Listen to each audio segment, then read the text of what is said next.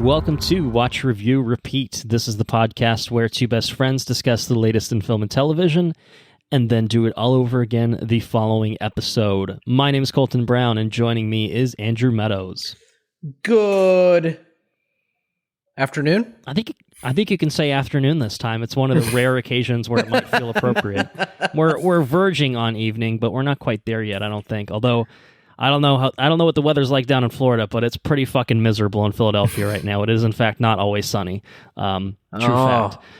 But with us, because we've got a big episode centered around a lot of Marvel goodness, Henrique Jaime. Welcome back to the show. Hello. Good afternoon to you both. If I could, I would almost feels weird. Break through the Discord session and then just hop over there and record in person. Oh wow! He's breaking the fourth wall to yeah, okay. I don't have that skill, unfortunately. Yeah, that's reserved for a few unique characters in the MCU, of which She-Hulk, the Attorney at Law, is one of them, and that's partially why we're gathered. Is to talk about She-Hulk, the latest series on Disney Plus, all 9 episodes, which have aired. It's finished up now.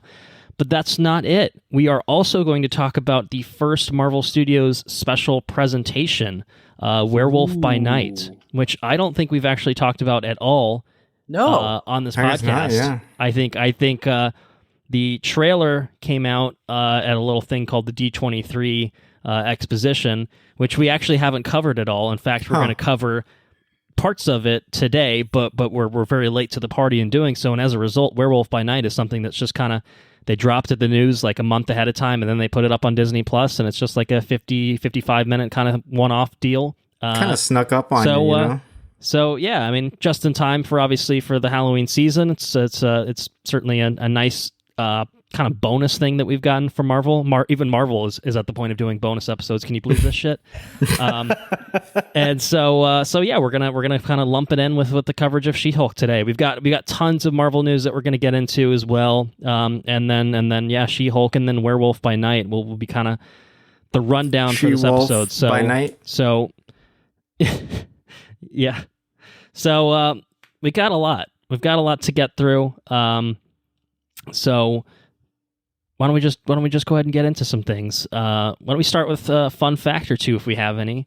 A little fun factoid? I'm led to believe that Andrew might have something about She-Hulk. Is that true? I do have something about She-Hulk. Something that I thought was incredibly fun was they actually, there's a sequence in She-Hulk where they explore some different scenery outside of, maybe the set. Trying to be ambiguous here. She-Hulk ventures onto a piece of property, if you will, and she breaks the fourth wall in a pretty major way. Is that in a major way? Yes. What you're talking about? Yes. There is a receptionist on this property that is actually in real life employed by Marvel Studios. And this person, this receptionist in the show is actually, or was actually, from what I've read, he's since been promoted. But he was, at the time of filming, was the receptionist. And, that was his job. That's what he did. And I thought that was really, really, really cool. So that was pretty cool. Actually, it's like, I gotta say, I mean, Go ahead. I was going to say, it's like, you talk about breaking the fourth wall. I mean, they shattered the fucking wall, Yeah. Smashed it. Yeah. Hopefully the security guards weren't the real life security guards of the MCU. Then it didn't work out too well for them. Then they might not be getting promotions, right? They might not be getting promoted themselves. Yeah. Well, I was going to say, seems like, working for Marvel Studios seems like a pretty sweet fucking gig. Yeah. Receptionist is cool. It's even better if you get promoted. But and being in a fucking actual TV show, that you're, that's being made by this company, I don't know. That's got to be. Yeah. I don't know. I think if I was that person, my brain would not be able to process. They have an it's IMDb page now. You know, it just seems they're legit. This might be the start of a new acting career. Oh yeah, it just seems way indie. You know, it seems like if you were going to make an indie movie, that's what you would do. And I don't know. It's just it's really cool to see. You could hire an actor, but it's like the real deal. The fact that the production machine and the corporate machine that is Marvel Studios still feels kind of, you know, just feels like a lot of people just having fun, which is pretty cool. Yeah. So right, yeah. I mean, at the end of the day, it is all Disney, of course, and you know we're talking about multi-billion-dollar corporation, but they, at least within certain divisions like Marvel Studios, it seems like they still embrace creativity in many ways. I know there's obviously a running joke, which is I think acknowledged within She-Hulk of things being samey and and not a lot of room for individuality in terms of making and new and different things. But I think that's mostly unfounded, So, and we'll get into that. I think obviously when we get into the real creativity of She-Hulk and talking about it in full spoilers, there's a lot that happens in those 9 episodes, I think. So, so I'm excited to get into that. Yeah, I actually thought of a well-known fun fact. I thought you were going to say this, so I was like, I'm not going to say anything if Andrew already hits it. So, all right, well, let's hear it.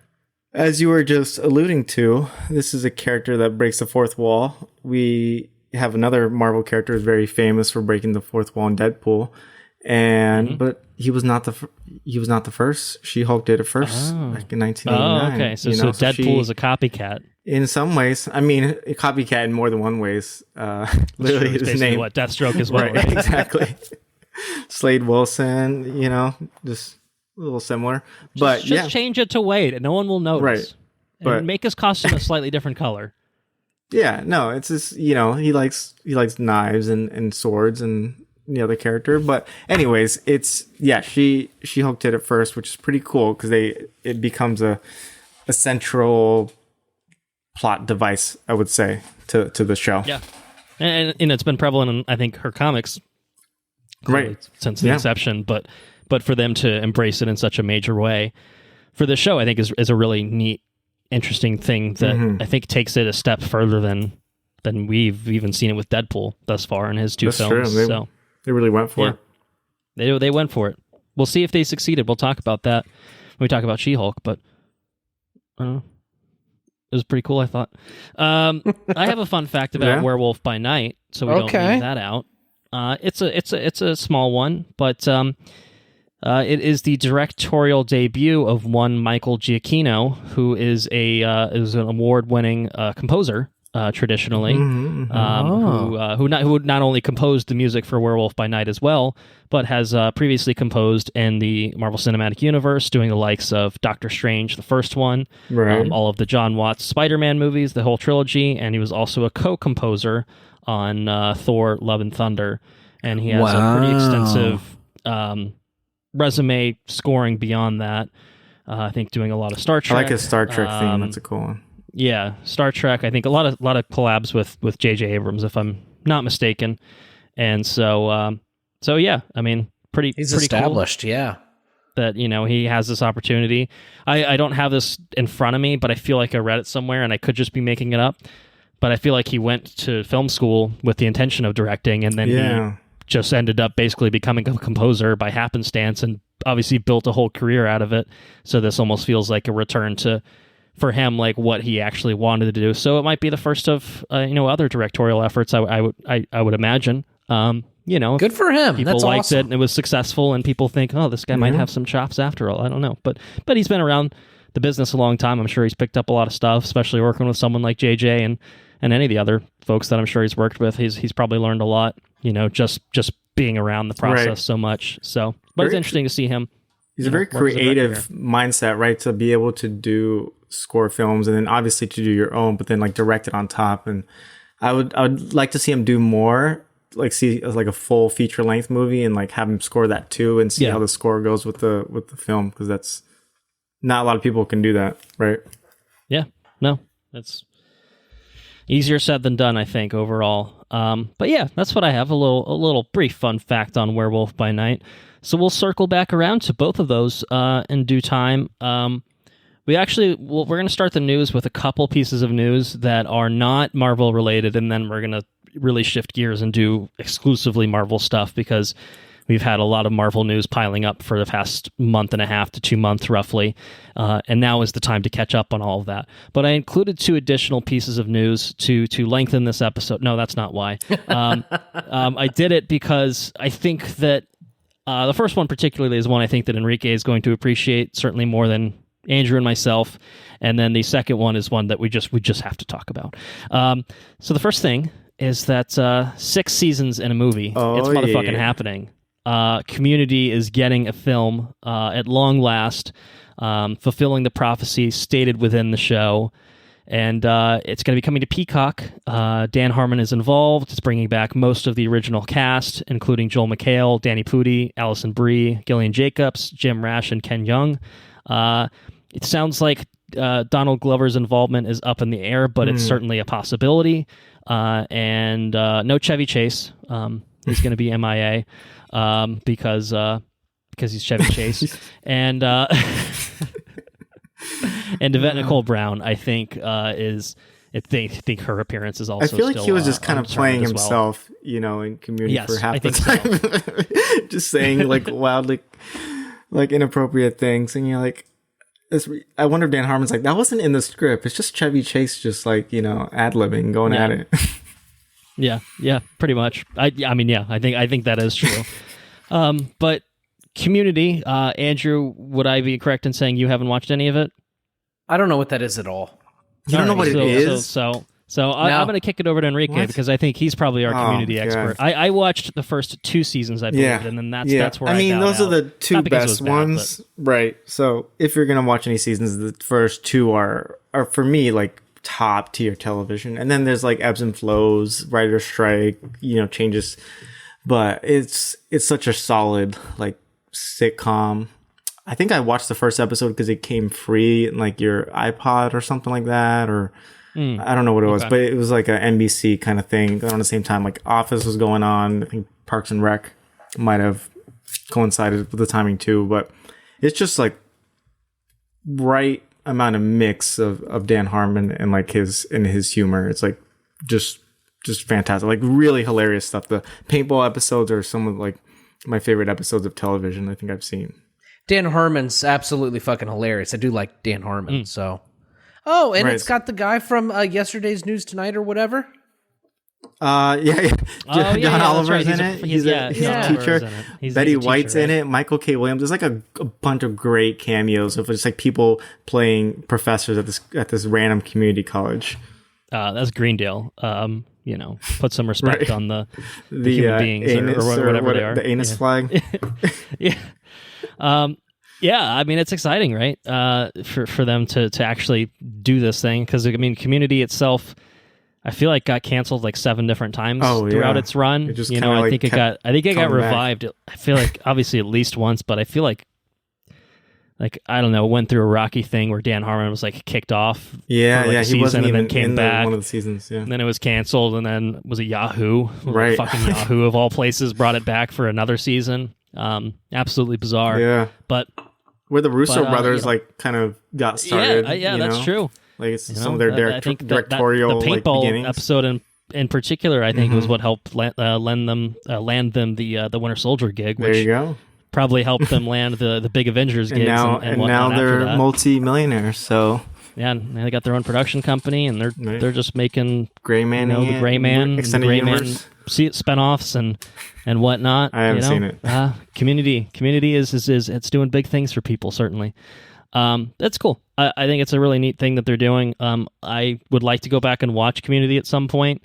Is it serialized or is ebbs and flows? Is it? Yeah, just, it's a sitcom.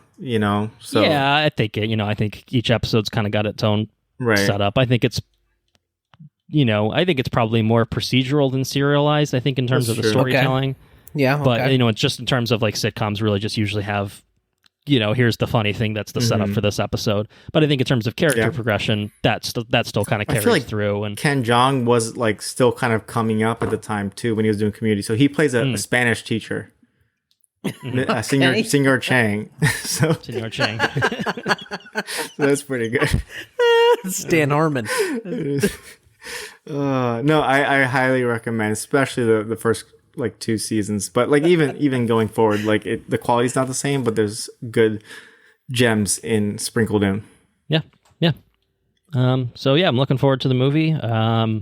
Probably won't see it for another couple of years, I would guess. Right. But it to me, it's kind of similar to Arrested Development, and that it's kind of, I think it's hard to get all these people in the same room again. You know, it's just one of those things where got huge, like like everyone is kind of blown up in different ways, to the point where, you know, it always felt like kind of a pipe dream for them to actually even be able to do this. So for them to be able to lock down, I guess, the scheduling and get everyone kind of in place, I think it's exciting. It's a fun thing for them to be able to pull it off and do it together, and hopefully it's good. Hopefully it's good, right? So I'm just picturing the scene where Troy like finally meets LeVar Burton, but Pierce Chevy Chase's character does it as like to be mean because he never wanted to meet LeVar Burton in person, and he like is too starstruck to talk to him.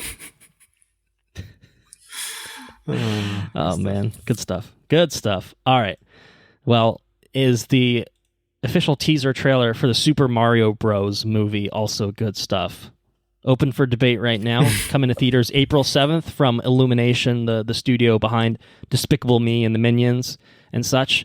How are we feeling about this one? I'm very curious to hear thoughts on it. I will go on record. I will be the first to give a hot take. Hot take? Okay. I don't know if it's a hot take. There's a lot of takes going around. What's your take? My take is I think this looks totally fine. I'm pretty excited to see this. It does. Who plays Luigi? It's Charlie Day playing Luigi. Charlie Day. I thought so. Because when he's screaming, running away from everybody, there's no dialogue from him. It's just him screaming in the last like 2 seconds. That actually kind of fits, though. It does. No, I feel like some of the voice. I feel like so the biggest thing is like I think it looks great. Like, it looks just like a Mario video game, but like in movie form. It doesn't look like the 90s or 80s. I forget when it came out, like the live action Mario, like the horrendous. Right, they didn't do that. They didn't really Fuel. Sonic it either in terms of just visually I translating. think it looks great. It's making just it look like dog shit. The voice acting. You're like one. Yeah, I think the biggest one, like Jack Black as Bowser, like I can see that. Like Charlie Day as Luigi, I can see that. It's just the Chris Pratt as Mario, where he just sounds like Chris Pratt. It's just kind of weird. He's just prattling about.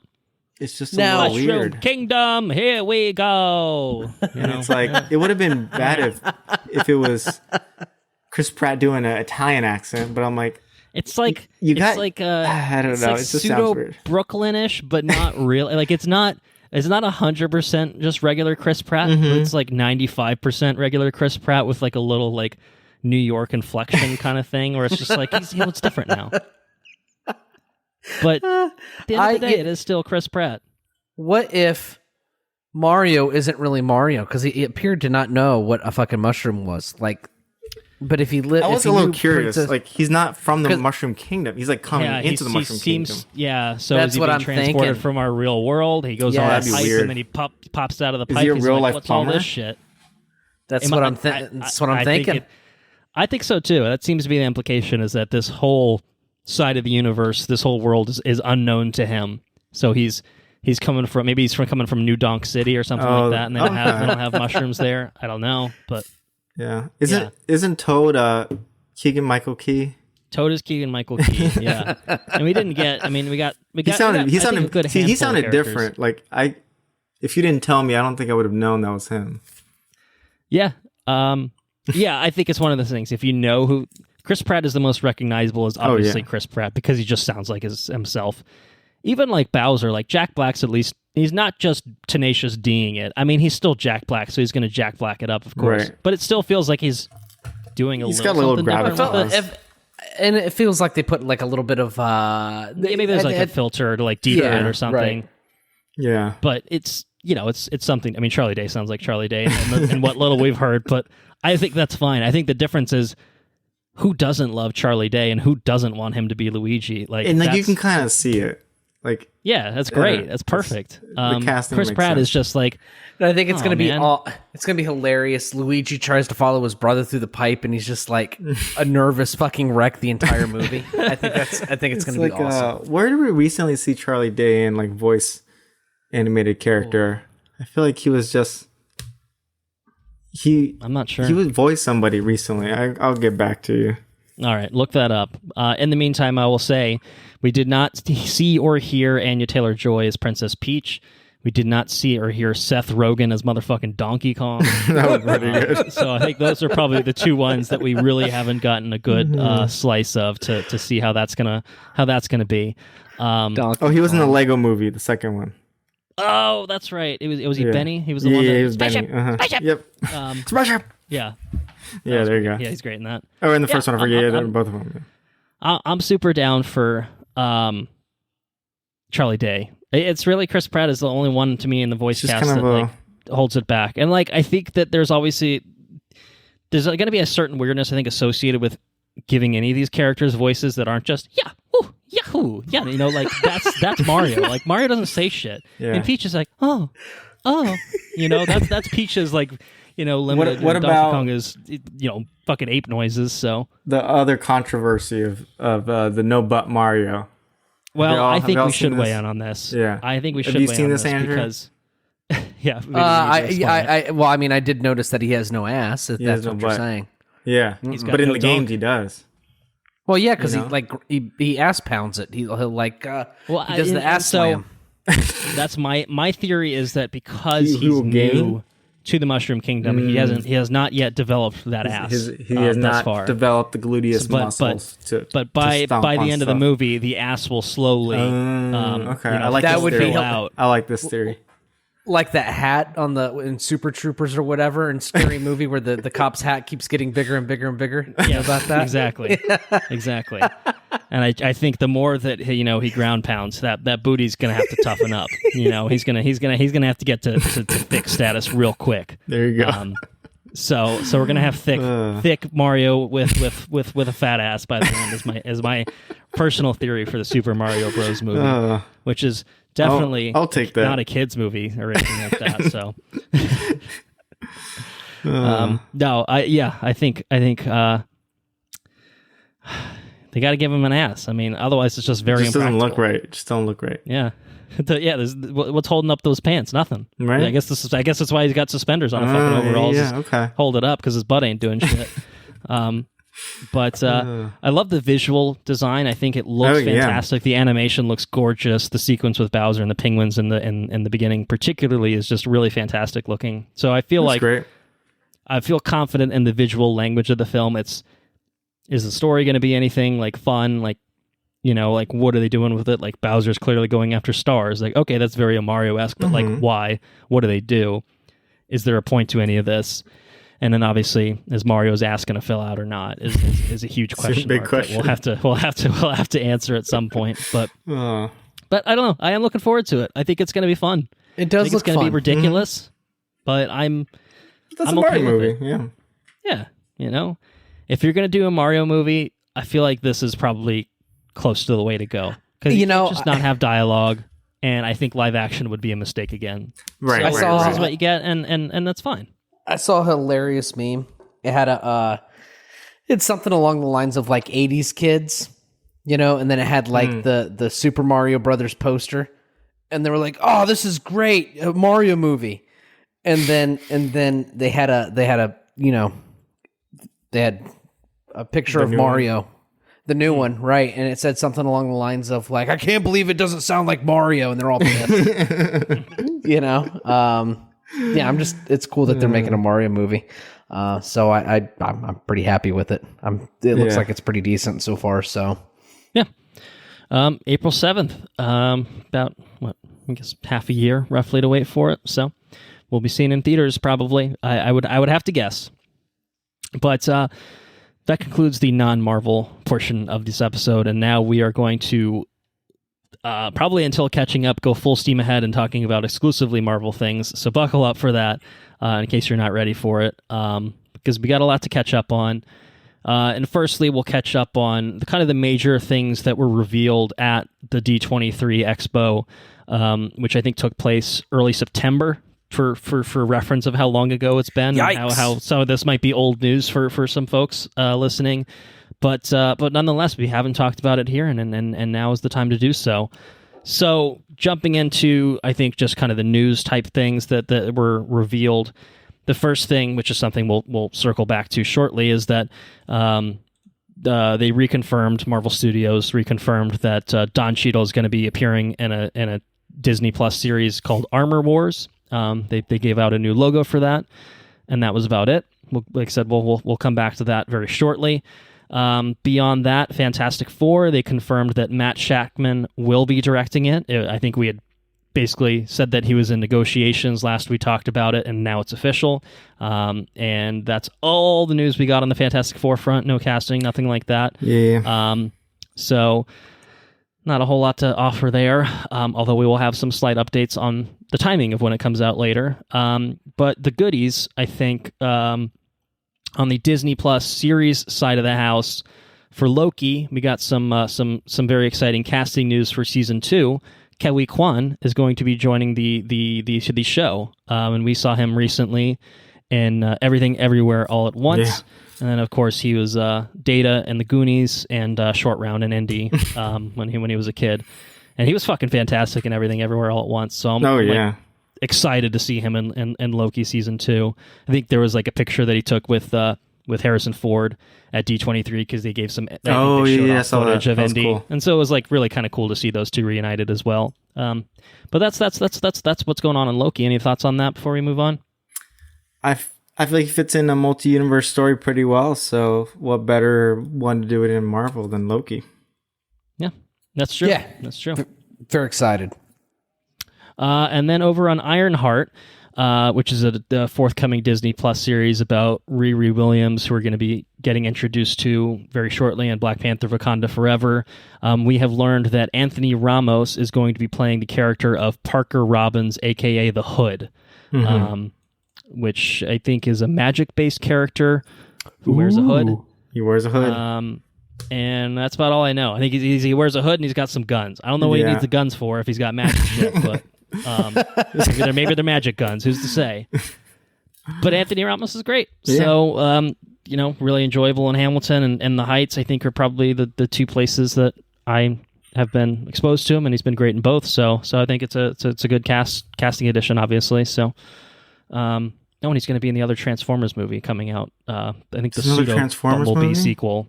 It's a full-on Transformers movie. Beast but it's Wars? The Bumblebee sequel. Oh. It's the Beast Wars one. Okay, yeah, exactly. Okay. So he'll be one of the humans in it. The humans that were like, I don't really care about them. I don't really care. But there's humans in Beast Wars? Sorry. Well, not to derail us. Well, there will be humans in the Transformers Beast Wars movie. That's for sure. I think it's going to be not in like a Beast Wars setting. I think it's going to be Beast Wars Transformers coming to like Earth kind of setting would be my guess. Okay. All right. But anyway, footage was shown for Black Panther, for Ant-Man and the Wasp, Quantumania, for the Marvels. I think some cast members from Echo and Daredevil Born Again made an appearance on stage, including Alakwa Cox, Vincent D'Onofrio, and our boy Charlie Cox. And then beyond that, we have some very exciting new details on two movies that are going to be, I think, in Phase 5 of the MCU. And the first of those is the Captain America sequel featuring Sam Wilson as Captain America, the first Captain America film without Chris Evans as Steve Rogers in it, or at least as far as we know. He's theoretically either... I think he's dead in this point in the timeline. I'm not sure. He's on Mars. Anyway. He's an old. He's not getting in the action. Or the moon or wherever. But the title of this film is going to be Captain America: New World Order. That's the first bit of news that we got. Is the name for it, and we've learned that two cast members from Falcon and the Winter Soldier are going to be coming back. So Carl Lumbly, who played Isaiah Bradley, who was the black Captain America who was imprisoned for a long time, is going to be back. And then Danny Ramirez as Joaquin Torres, who was kind of Falcon's wingman in that, and I think himself is a Falcon has taken on the mantle of Falcon and the comics as well, is going to be in it. So you got two Winter Soldier characters coming, or Falcon and the Winter Soldier characters coming back, which makes sense. I think the writer of the film is the showrunner of that series, so I think there's going to be a lot of continuity. Which, obviously, it was setting up Sam Wilson as Captain America, getting the new suit, embracing the title, and taking on the shield and whatnot. The most interesting, I think, casting news is they're reviving a thread that was dropped in one of the first MCU films ever. 2008's The Incredible Hulk featured the character of Dr. Samuel Stearns, as played by Tim Blake Nelson, and there was a moment where he got a little gamma blood, and it saw his head kind of expanding a little bit. Yeah. And so the news is that the leader, as played by Tim Blake Nelson, is going to be the villain, or at least involved in this film, in Captain America: New World Order. So, new Captain America, a Hulk villain. I don't know. It sounds interesting for sure. I like the title. I like kind of the angle that they're taking with it. How about you guys? Yeah, I just need to know what we're building to. It seems like we have a bunch of shit just popping off all the time. Yeah, but it doesn't seem like at least I can't tell what's the trajectory here. Like what are we moving towar's? So I think you gotta eventually get to Kang and Secret Wars, but before that, yeah, I guess who knows? I think the next thing I talk about will be somewhat the direction for Phase 5, and then Phase 6 is, I think, where the Avengers films really pop off in terms of the full craziness. So, but we'll touch on those slightly in within this episode as well. Enrique, any thoughts on Captain America 4? No, I think it's cool that they're finally bringing stuff back from Incredible Hulk, because it might not be like everyone's favorite movie, but like it had some definitely covered on some cool comic book lore and aspects. So I think why not bring the leader in, and why not, maybe we'll have a Red Hulk in the future. Who knows? Ooh. Yeah, that's true. We could go that way.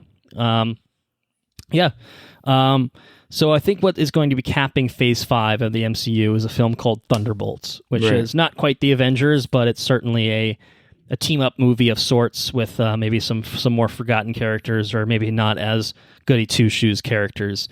So we've learned who is going to be part of the Thunderbolts, at least as far as we know in terms of what they've announced. And they actually put out some concept art kind of showing off some new designs for these characters and showing them, as part of this lineup. So the team is going to be assembled, it seems like, by Julia Louis-Dreyfus's character, who's been in Black Widow and Falcon and the Winter Soldier, Valentina Allegra de Fontaine, and then the team itself, I'm assuming that she's not actually part of it, although she is technically in the group shot. The group is going to include David Harbour, back as this Red Guardian from Black Widow, Hannah John Kamen back as Ghost from Ant-Man and the Wasp, Sebastian Stan back as Bucky Barnes, or the Winter Soldier, or the White Wolf, I guess, whichever incarnation he takes on. Wyatt Russell back as John Walker / U.S. agent. And then finally, Florence Pugh is back as Yelena Belova. And I guess they didn't actually announce the casting, if I'm not mistaken, but Taskmaster is also part of the team. Oh, yeah. With the new mask. Thankfully, a new mask showing off a more skull-like design, which looks a little bit better. A little less paintball for sure, which is good. No more paintball mask. But yeah, it's quite the collection of B-list characters that really haven't really been in the forefront, certainly in some time. Like obviously, Ghost is kind of a one-off character from Ant-Man. Taskmaster, I think, was a fairly underwhelming villain for a lot of people, mostly just having no personality whatsoever by design. And it actually kind of seems like it's mostly a Black Widow sequel right now. In terms of how many people they've got, it's Falcon and Winter Soldier plus Black Widow equals Thunderbolts mostly. So it's an interesting, cast of characters, and see, it's cool to see a lot of these characters, I think, coming back, but it's not exactly a traditional Thunderbolts team, I think, based on the comics either. No, it's I feel like this one could go really either way, because the characters in the MCU haven't been, some of them have been pretty interesting. I think Yelena Belova probably the most out of all of them. I mean, Winter Soldier is obviously a really interesting character, but you've kind of seen his arc play out. And then you like bring a team of like people who most moviegoers probably like don't care that much about. But, you know, I think if you bring somebody like a James Gunn, like someone who could take these kind of like characters who you may have no major attachment to and like create this like reluctant team, you could have a really good story, kind of like the new Suicide Squad movie that we just had with James Gunn. So yeah, I think it's gonna really matter like who's putting this team together, like literally from a creative standpoint, and like how interesting and how good this film's gonna be. Yeah, I'm definitely getting some Suicide Squad vibes. I think just from the nature of who is on this, like it doesn't really feel like, I don't know. It doesn't even feel like there's like a Harley Quinn equivalent where it's just like, oh, well, they're like super important. They're going to definitely survive to the end. I guess Bucky's probably the closest to that. But like you said, his arc has kind of played out, I think, pretty significantly thus far. And he's just kind of, I think, content with, you know, I've got a metal arm and so be it at this point. I don't know. I'm curious to see, like, I mean, there's no Baron Zemo, apparently. It's surprising thus far, which seems like a notable, exclusion, given that he kind of formed the Thunderbolts in the comics. And, you know, it just seems like I wouldn't be surprised, I guess is what I'll say. I wouldn't be surprised if we don't know everything yet. If there are other characters or there are multiple incarnations of the team and stuff like that. And I'm not expecting them to Suicide Squad it and kill everyone off in the first act or the first 15 minutes of the movie or anything like that. But I do think that this is going to see somewhat of a revolving door in terms of how the team develops and what happens. But, you know, the one thing we really don't know yet is, like, why? Why is this team being put together? Is it because there's no Avengers? What's their point? Are they, you know, like the Suicide Squad doing shady shit? And, you know, if they get caught, then fuck them. Who cares? You know, they're disposable anyway. I don't know. We don't really know the exact reason for why this is all going down. So, I'll be curious to find out. I'm excited. I think it's a fun, interesting, different way to cap a phase that's not obviously like an Avengers film, which is similar, I guess, what we're getting with Phase 4, where I think Black Panther is technically the capper. So it's a little non-traditional, I guess, as Andrew could point out, a little more directionless overall. But perhaps there's still direction. It's just a longer path to get there, other than just Avengers and an Avengers 2 and whatnot. So yeah, any other thoughts on the Thunderbolts? Shall we move on? Yeah, we'll see. Kind of interested in seeing a trailer or something. Okay, cool. Yeah. So quick follow-ons to things I just talked about. First thing is that for Captain America: New World Order, Harrison Ford is joining the cast. Whoa! He is replacing William Hurt, who has passed away, as General Thaddeus Thunderbolt Ross. So I think there's two things that are interesting about this news. First is that they're bothering to recast the character of Thunderbolt Ross at all, which I think is a character at this point you probably could have just gotten away with not doing that. And also, like, I guess Harrison Ford just likes money. This is probably what it is, but I am a little surprised that he would agree to take this role. Like, this is a big deal. I don't know. I wonder how big like of a role he's gonna have. Like, I don't know. Or I mean, maybe he's a human for 15 minutes of this film, and he's a big CGI monster he's for like, the rest of it. Then you want to just voice? Who's to say? You want to just do the voice and like, we'll change it up, and you'll make a couple millions. Like, sure, it sounds swell. I can do that. Yeah, I don't know, but I mean, it's fucking cool. Harrison Ford in the MCU, right? Yeah. You know, that's not bad. Yeah. Any other thoughts on that? That sounds cool. Yeah, that's all I got. Just a quick addition that's come out recently. I think it might even be the most recent actual piece of news that's dropped within the past week or so. But out of nowhere, pretty cool. And then the other thing is Armor Wars. The Don Cheadle-led then series is now being redeveloped as a feature film. So no longer a Disney Plus series. It's going to get a full theatrical release. It's going to bring back Don Cheadle as Rhodey, as James Rhodes, War Machine, and otherwise it's keeping everything in place. It's just I think the idea is they didn't really think the story made sense to be told as a series anymore. Maybe they just needed to streamline it, or maybe they're spending so much fucking money on it they might as well put it in theaters and try to recoup more value that way, and cut it down to feature film size. But for whatever reason, that's kind of the nature of how this is going now, which I think is fine. You know, it's kind of fun. You know, you haven't had a proper Iron Man movie in a while, and nearly a decade at this point.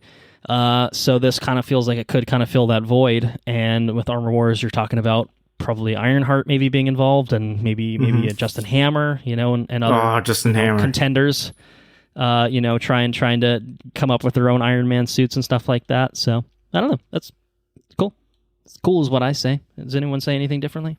Yeah, it's all I guess cool. I don't really understand what, like, how their logic has been for, like, what becomes a movie, what becomes a TV show, this, and, like, even in Disney as a whole, it's like, Obi-Wan's a movie, now it's a TV show, now it's this, and, like, then we have special presentations. So I'm curious to see how this all shakes up, because it seems kind of like, you know, we can make this a 6-hour thing, we can make it a 2-hour thing, we can make it a 50-minute thing. I don't know. Or we can make it 9 episodes that are barely a half hour each, right. You know? Yeah. It does, I mean, it is interesting because I think, and we'll talk about it literally the next thing, where it's like a 6-part thing, but it feels like a movie. And I think like Winter Soldier, Captain America, or Falcon and the Winter Soldier kind of felt like a long movie chopped down into parts, right? But then like WandaVision was like, this was clearly never designed to be a movie. Agreed. And it would have been a disaster if they tried to really do something like that and pull it off. Or at least it would have been a really tall task to do so. Even Loki's kind of somewhere. I think a lot of things work better as TV shows, and certain things work better as movies. So it's interesting, kind of which ones become which.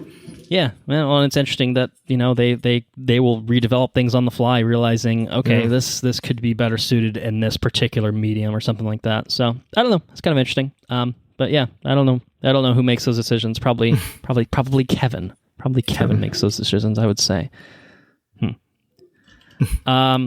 So moving on, actually, to the final piece of news from D23, which is actually an official trailer for, I think it's technically the next Disney Plus series in line, Secret Invasion, which I think is going to be coming early 2023.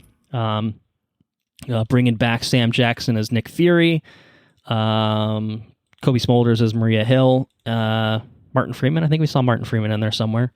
And others. Ben Mendelsohn back as Talos. You know, it's probably exactly what it sounds like. Skrulls coming in and I don't know. What are they doing? There's an episode of Barry called Ben Mendelsohn. Did you watch that one, Andrew? You're watching Barry? It's just called Ben Mendelsohn? I think it's called Ben Mendelsohn. And it all stems with, like, someone's interviewed and they're like, who do you think should be the next Spider-Man? They're kind of blanking out, like, Ben Mendelsohn? Could be an old, wise Peter Parker. Sure. That'd be an interesting choice. That's also very Australian. That's true, yeah. I thought the trailer was cool. It got a very, like, espionage, a little bit darker vibe, you know? It's Winter Soldier-y, I think, overall. Yeah, Winter Soldier. It's feel, sure. You know? Right. You don't know who's who. You don't know who's who. I hope there's some big reveals, like, I hope they go back and, you know, like, turns out this character was a Skrull for the past 2 movies, or, like, since it's such a big comic story, I'd like it to be kind of like a big event. You know, sometimes I like it when it's a little bit more, like, focused on the character and, like, it doesn't need to affect the world. Whereas this one, I think it would be cool to, like, expand it and, like, or maybe even take some random characters, like, kind of like with the Hydra thing. You're just like, oh shit, they were S.H.I.E.L.D., but actually they were Hydra the whole time. Like, kind of do a little bit of that, and, like, all these characters you knew were actually just Skrulls the whole time. Yeah, it feels like it's a waste if you don't take advantage of this opportunity to, you know, really, I guess, shake things up for either particular characters or you know, like, just like a general direction. I don't know. I mean, like, I think we've talked about it a little bit probably when it was announced or some other details came out on it, but, like, I think even if you're not using this series to actually set up or to explain that, like, oh shit, it wasn't actually Sam Jackson this whole time, or, you know, something like that.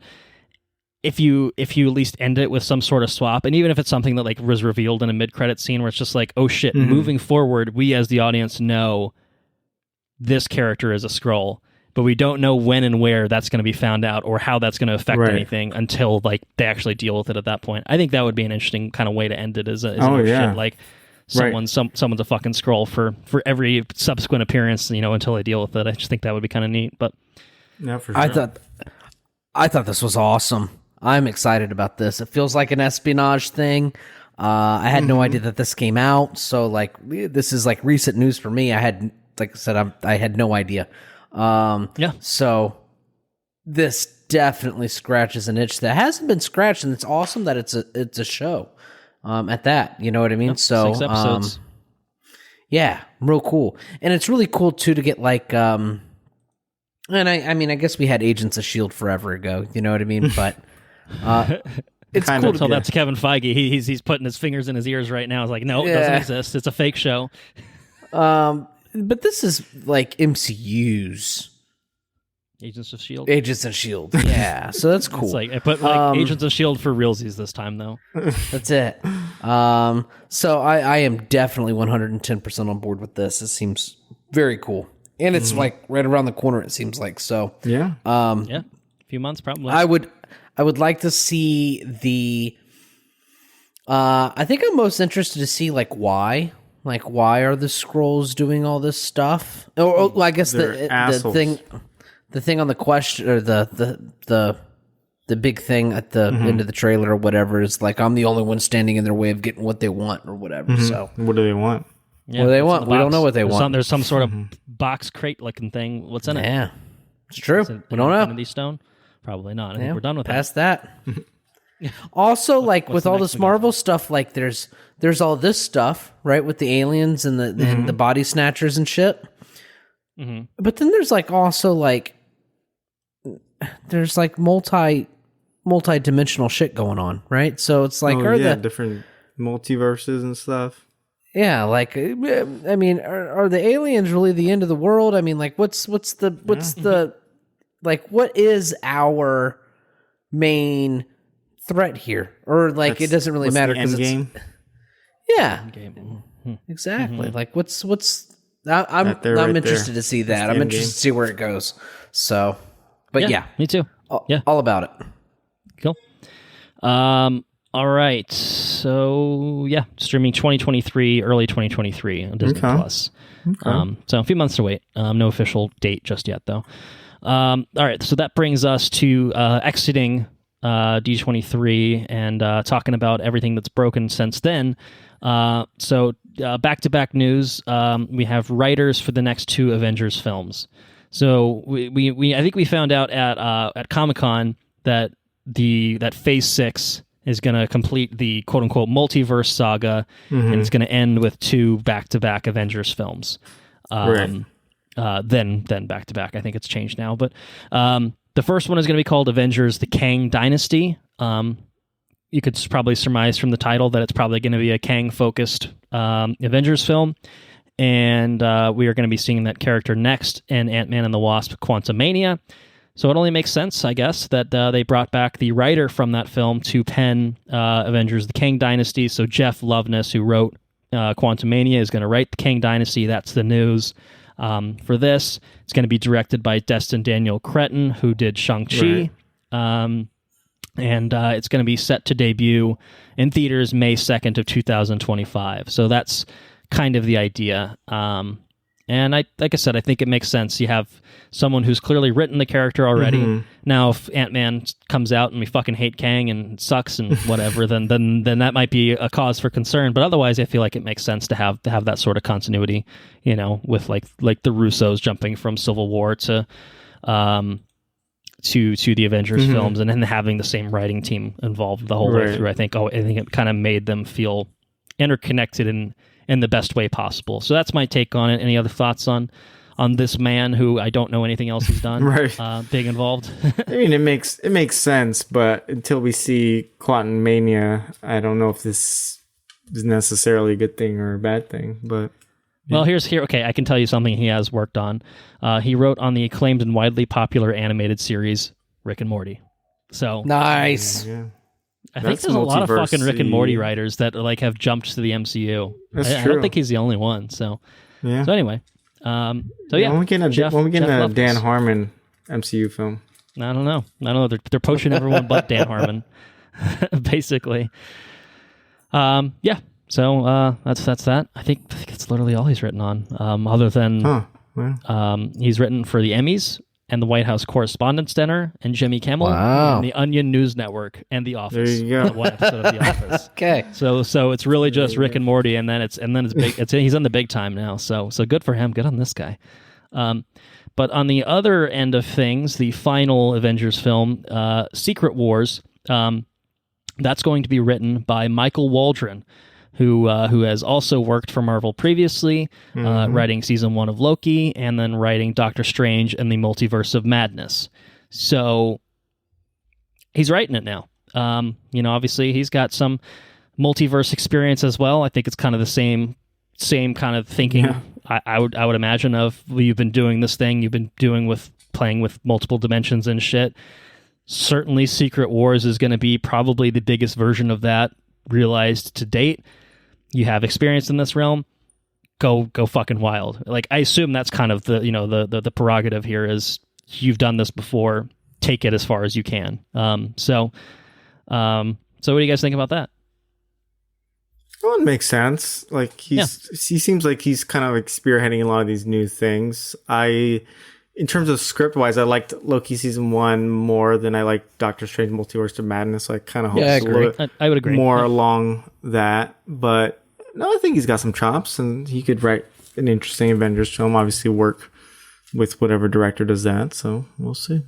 Yeah, I mean, we'll see what happens with it. I mean, all it tells me is they're making these things. So so that's what we have to go off of for those two. But I think that kind of closes the loop on where is any of this shit going. I think, to Andrew's point from earlier of you got these two big Avengers films, tail end of Phase 6. I think that's the, for lack of better words, that's the end game for this. I guess you're right. This set of the MCU saga. So Secret Wars is kind of the big thing, but before they can even get to Secret Wars, they got to deal with Kang. And as our resident Marvel expert, Enrique, what is Secret Wars? What's it all about? So there's 2 different ones. I actually haven't read the original 80s, or I don't even know when that came out, but it's basically like all the multiverses colliding. So the most recent one was actually not that long ago. And it was kind of like a good reset for Marvel because they had so many universes, especially like the main Marvel 616. We had like Peter Parker and, all the characters you knew, and then had the Ultimate Universe separately. And then it kind of mashed everything together. Like all the worlds collided. There were these incursion events. And then out of that created a new world, like the battle world. And who was the creator of that? It was Doctor Doom. So that's pretty cool. Ooh. So I don't know if that's where they're going. We're obviously getting Fantastic Four. Dr. Doom, the big bad of Phase 6, because we're gonna get a Fantastic Four movie. So he definitely could be. He's big enough where like he could be that, but he becomes like God Doom. He's the just new like Thanos. the god. He's just like a literal god of that universe. It's just crazy. And then do they, at the end of Secret Wars, that battle world goes away? Is that what happens? Essentially, yeah. They find a way to resolve it. But then also that creates like a singular universe. So now you have Miles Morales with Peter Parker. So it was one way to like bring their stories that were far apart and like put them together too. Okay. Well, that's cool. Yeah. Right. And if they're doing all these multiverse stuff, it just makes sense. Like that's the biggest multiverse story. It's already kind of building towards that. Everything's got to come together. Smash all that shit together. Yeah. I really hope that we're getting some stories that just are not even in the same universe. It's like actually it turns out it's Earth 25 or some random one. And then all of a sudden Agents of S.H.I.E.L.D. come in and you're like, Daisy and Quake was actually a different MCU or something. And then Fenn Jones is Iron Fist, also a different universe. Yeah, exactly. He's back, though. Fenn Jones is like, I'm here. I'm here, and then Dr. Doom just punches through his chest. He says, "I'm the real Iron Fist," because he's got Dumb and Dumber style. Just rips his heart out, and puts it in a paper bag. Exactly, perfect. Exactly. And then the one guy comes out. He says, "I was gonna kill Danny." I've got your cinnamon wheat ice cream, Denny. Dr. Doom, are you allergic to cinnamon wheat ice cream? That's how Dr. Doom is taken down. He actually has a terrible allergy to like cinnamon. Exactly. We don't need Michael Waldron. We can write this for you. Perhaps it is best we leave it to the theoretical professionals. But moving on. Deadpool 3 is happening. Very exciting. We got some very exciting news concerning Deadpool 3 because it was MIA from D23, and Ryan Reynolds put out a little cheeky video on Twitter being like, I know we missed out on D23, but we're hard at work, and turns out I got nothing. But does he have nothing? Because he's bringing back Hugh Jackman to play motherfucking Wolverine one more time. Jackman. So Deadpool 3 will officially be Ryan Reynolds and Hugh Jackman teaming up. We got a logo. It's Deadpool's fucking face thing with the claws going through it, you know? That's the Marvel Studios logo right on top of it. Like, it's Deadpool in the MCU, and then it's also, you know, Hugh Jackman's Wolverine in the MCU. Back, yeah. Like, you know, like, obviously we've seen shades of it already with bringing Patrick Stewart back briefly, but, like, This is different. Like this is big time. I feel like you know, there's a whole film dealing with this shit exclusively, and I think that's really fucking fun. You know, like it is. Like poach the best aspects of the Fox X-Men movies, which is honestly like really is mostly the Deadpool movies. I would say one more than two myself, but two is fine. But that's great. I think. I mean, I don't know. Are you guys pretty excited for this? You down? I'm pretty down. I am definitely down. I think it sounds awesome.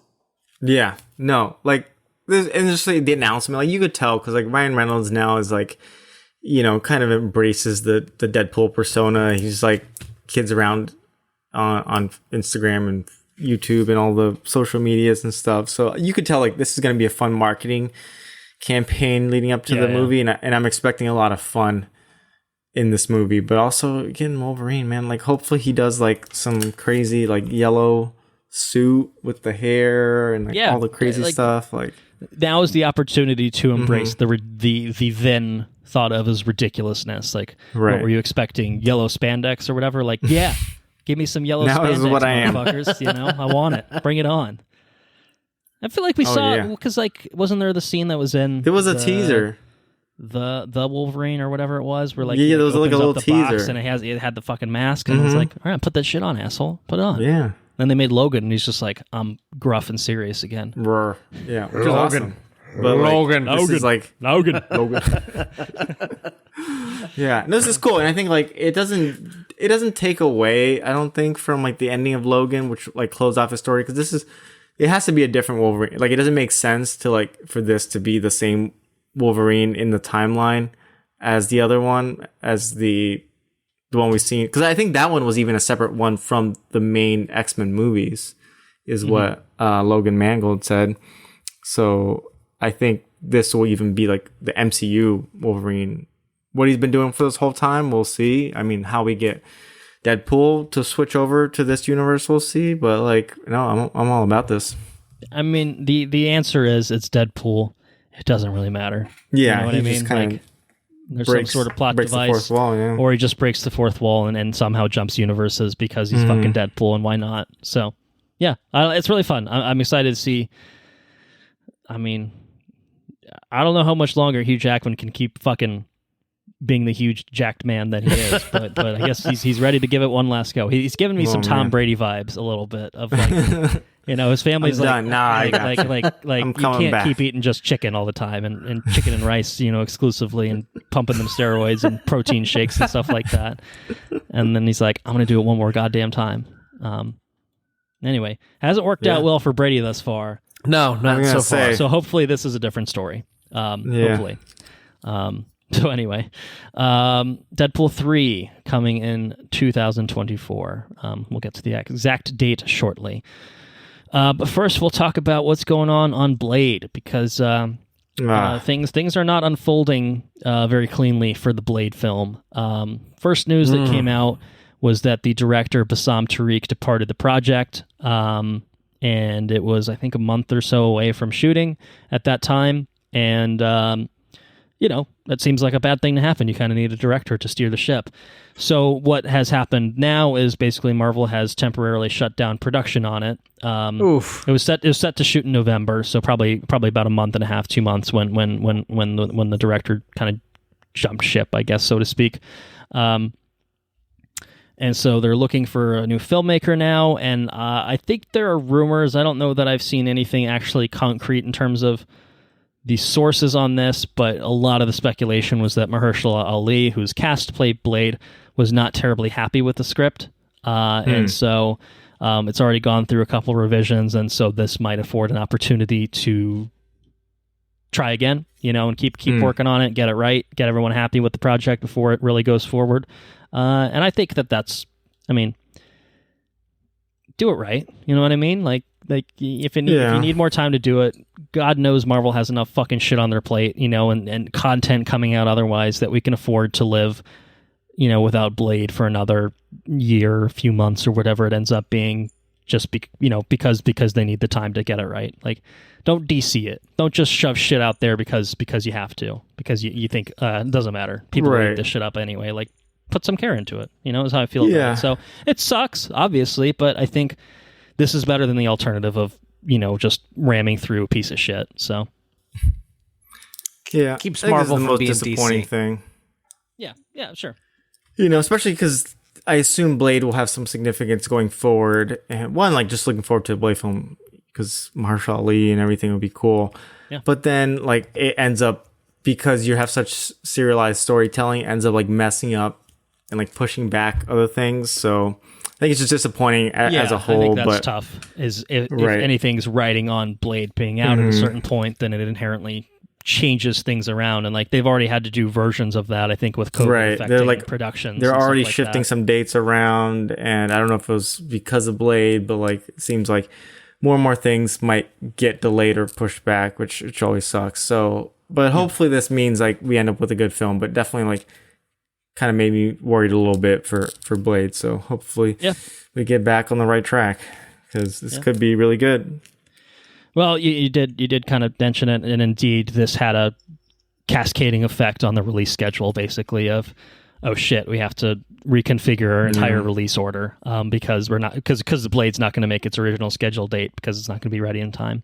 Right. So, because of Blade's production delays, I think largely, Blade has now been redated from November 2023 to September of 2024, so almost a year delay for that, which I think should give it plenty of time for them to get it sorted out. And then now, as a result of that, Deadpool 3, which had been dated for September of 2024, has been pushed a few months to November of 2024. And then other films have gotten a little more significant delays. So Fantastic Four has been bumped from November of 2024 to February of 2025. There's an untitled Marvel film that's been pushed from February of 2025 to November of 2025, because we don't know what that one is. And then I think last but not least, Secret Wars, which had been dated for November of 2025, has now been pushed to May of 2026. And Jesus. So I think the result of that, I think, because initially I think the way they had it set up was that Kang Dynasty would release, and then there would only be about 6 months before the Secret Wars came out. And I think now there's going to be a full year in between, which is closer to the Infinity honestly War makes more sense. Endgame cycle. Yeah, because 6 months feels I'm not too mad. That's a pretty quick turnaround for two movies like that. So yeah, I think that's that's all of the Marvel related stuff. I think some other stuff has shifted around a little bit, but nothing too crazy, nothing too significant. And everything looks a little different, obviously, in terms of the release order. I don't know if they've had anything that's taken over that September spot from Blade. They might just have vacated it, and we'll get Black Adam 2 on that date or something. I don't know. There you go. But yeah, I mean, that's the end result. That's what you're talking about. What happens with this production delay is that, it does kind of fuck up everything else around it, because they kind of have to rework it all. I think it's less about the stories being able to fit together, more than just we don't have anything that we can slide up to that release date and keep everything else intact. We just have to push one thing back, which causes us to move everything else around too. But true, it is what it is. We'll get it when we get it, I guess, at this point. So So that's that. And then we have one final piece of news for the next film coming out in the MCU, coming out November 11th in theaters, is Black Panther: Wakanda Forever. So we got an official trailer for it, showing off a lot more footage, better looks at Namor, better looks at Ironheart, better look at the new Black Panther, at least the suit that this person is wearing. Who could it be? I don't know. We'll speculate on that. Could be me. It could be Andrew. Andrew's got a nice slim form that he's rocking. It's a very slimming. It's all Black CG Panther anyway. It's all you don't need to work out. You don't need to work out like Michael B. Jordan, to do it for real. I'm not on the covers of Men Health. No, probably not.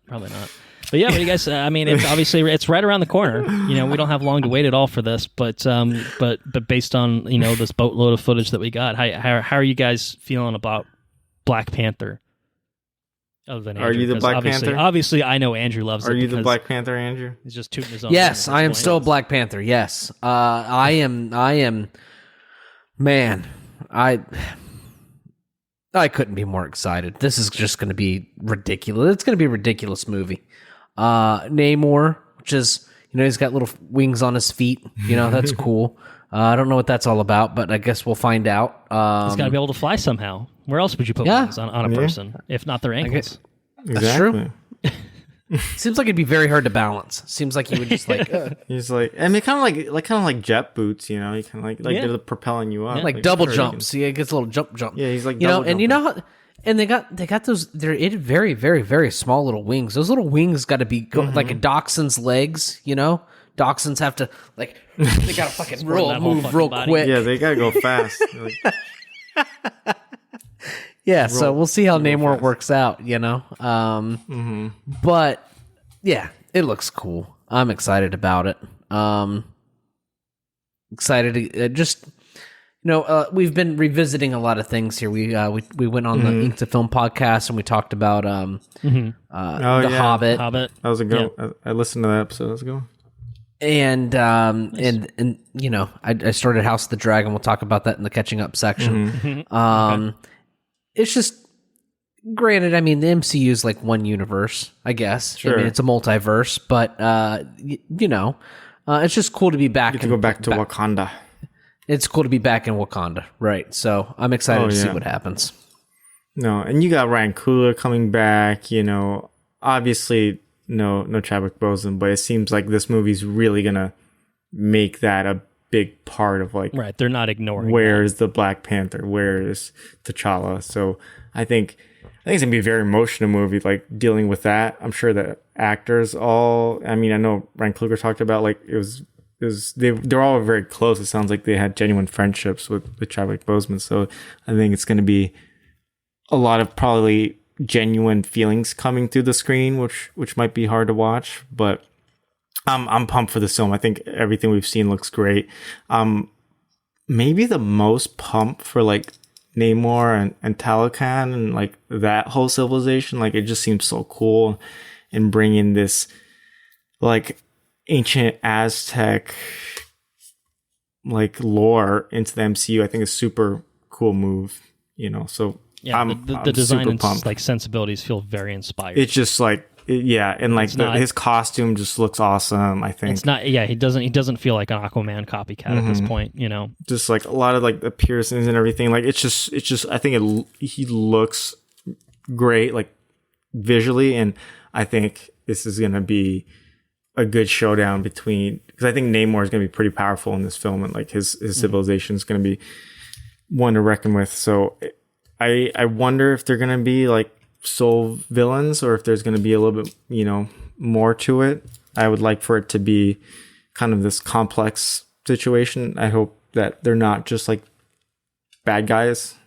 Yeah, well, we have to assume that Namor will survive the film so that he can be in a future Fantastic Four film and try to steal Sue Storm from Reed, because I feel like right, that's and you can still make Namor an asshole. I think that's fine, but I think his motivations can't. He's not a true pure villain, evil. Usually, yeah, it can't be pure evil. He's usually I'm out for myself, for my people. Right. I don't really care. Exactly. I think it's going to be a lot of I'm here to protect my people, and I'll do anything.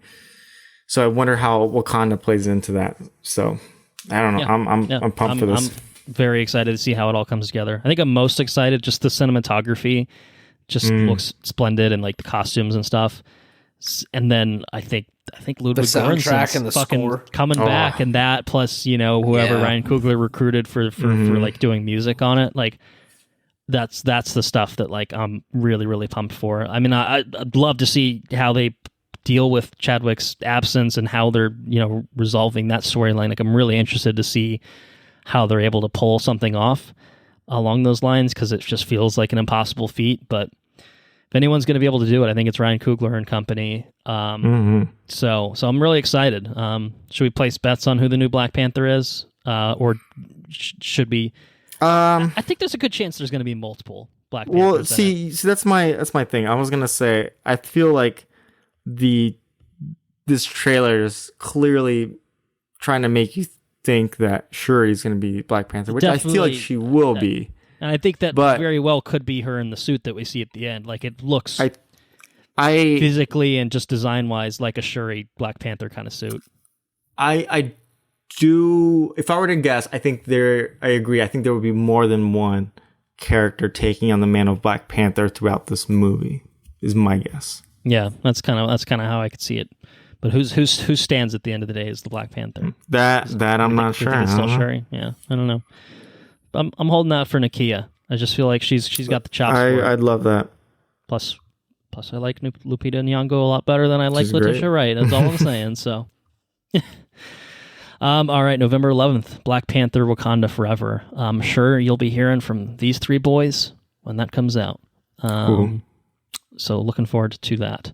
But we've got a couple of Marvel things to talk about in fuller detail. We've caught up on all of that shit. Now it's time to do the other stuff, talking about a couple of Marvel things that we've enjoyed on Disney Plus, or not enjoyed. I don't know. I don't want to be presumptuous for anyone. She-Hulk Attorney at Law has greatly pissed off a sizable portion of the internet because it's got a woman in it. And so perhaps you might count yourself among that group. I don't know. I'll let you all. Is it the same group that doesn't like Little Mermaid because she's black? I think there's probably some crossover there might be some between those groups. I would venture a guess there's some crossover. But all right. So we'll start with She-Hulk Attorney at Law, streaming exclusively on Disney Plus. Created by Jessica Gao, directed by Kat Quaro and Anu Valia, stars Tatiana Maslany, Jamila Jamil, Ginger Gonzaga, Mark Ruffalo, Josh Segarra, Tim Roth, Renee Elise Goldsberry, John Bass, and, wouldn't you know it, a couple special guests. I mean, technically they revealed who they are, I think, in some of the trailers, but some familiar faces from the MCU pop in here and there is what I'll say for now. Fucking Blonsky. And Blonsky's in it too. The Abomination. Right. In this, Jennifer Walters navigates the complicated life of a single 30-something attorney who also happens to be a green 6'7" superpowered Hulk. So yeah, like I said, a little bit of controversy with this show, having a lady Hulk, and I think it's something that the show tackles directly in a pretty interesting fashion that really feels like it was had a lot of foresight of how the show was going to be received. But we'll talk about that. We'll talk about other things. How'd you guys enjoy She-Hulk Attorney at Law? Were you a fan of it? So I just not to get off. It's not entirely in the weeds. It's a little bit in the weeds, but all right. Jessica Gao, who I guess is the showrunner for the show, right? Right. Mm-hmm. Yeah. She is responsible for Pickle Rick. I was going to say, did she work on Rick and Morty too? Yeah, as a through line for our, everybody's getting poached from Rick and Morty. Kevin Feige fucking loves Rick and Morty. Is apparently, right now. He's got good taste. Anyways, Pickle Rick, she wrote Pickle Rick. Anyway, I was on the IMDb page. So, So, things about She-Hulk. I thought She-Hulk was wildly entertaining. You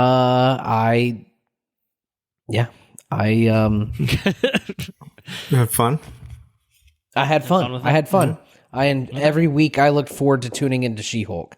I knew that I would not be getting like any holy shit moments or anything like that.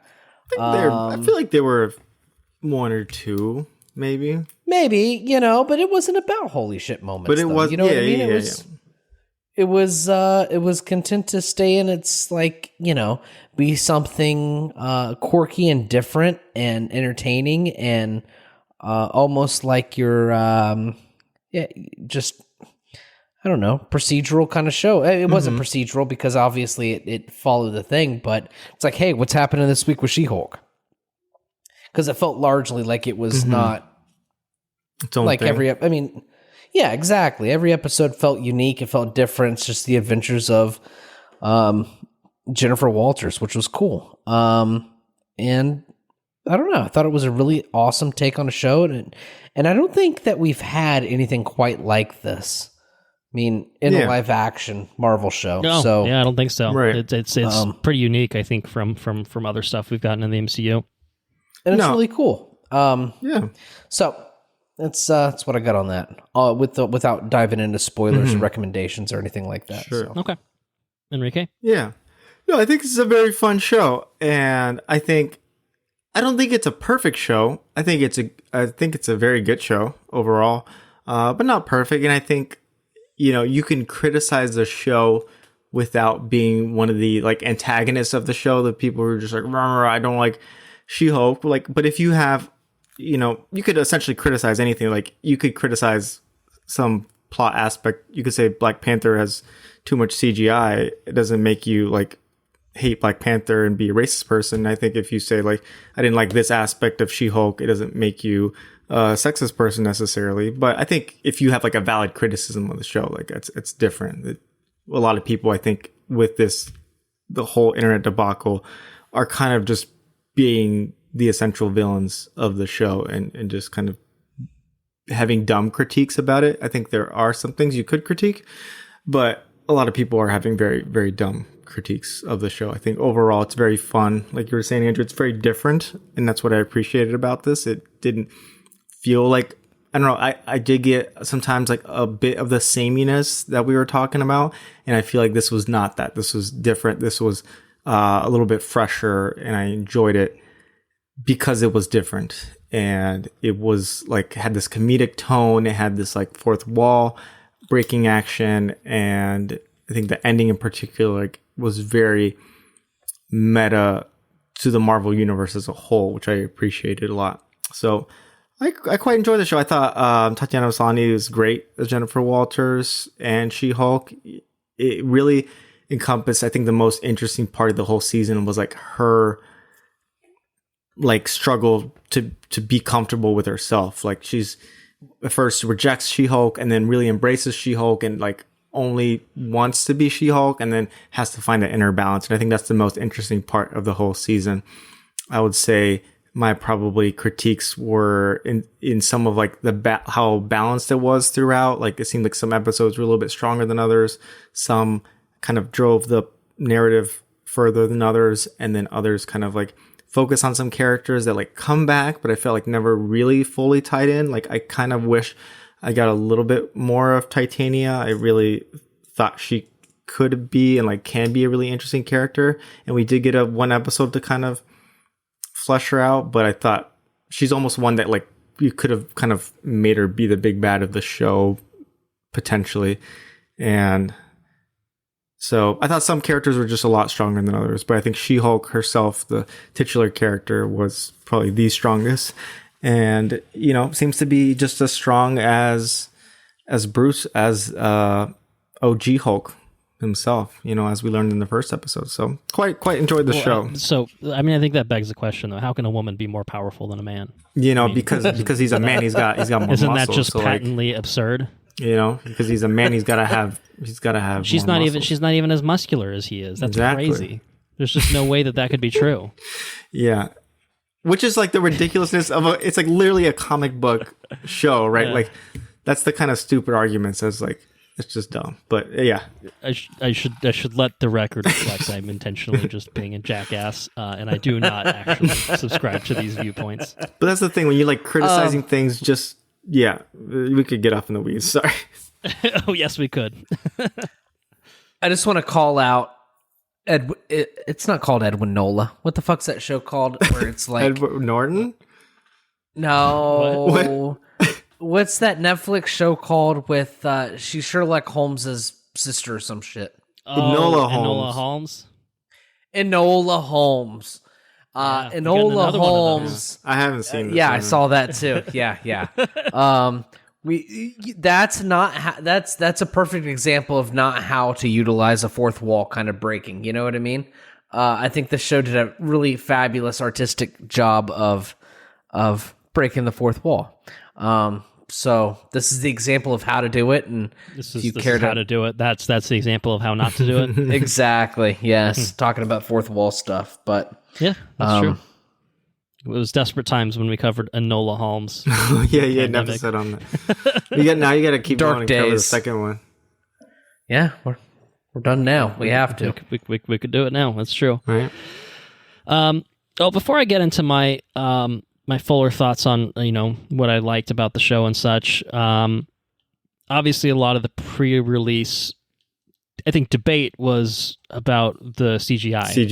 And the visual effects in general, and I'm curious to know if that played any factor in your enjoyment or lack thereof, potentially with the show, or if it just turned into an Alita Battle Angel type thing where you got over it or something like that.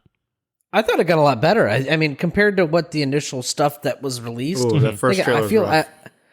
First trailer was really rough. I actually didn't have a problem at all with it the entire show. Maybe that's a Battle Angel kind of situation, but it definitely looks better than the trailers. So yeah, I agree.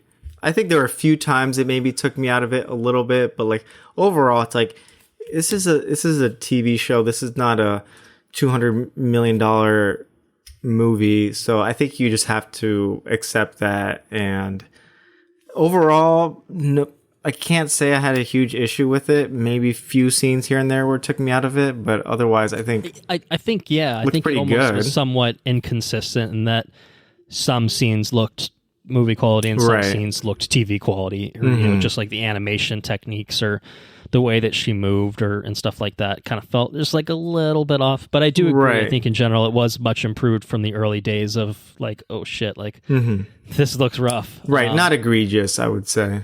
And I think that even when it was like, this is TV quality CGI, it's definitely off. I don't feel like I'm looking at a real green lady, it didn't really bother my enjoyment or anything like that.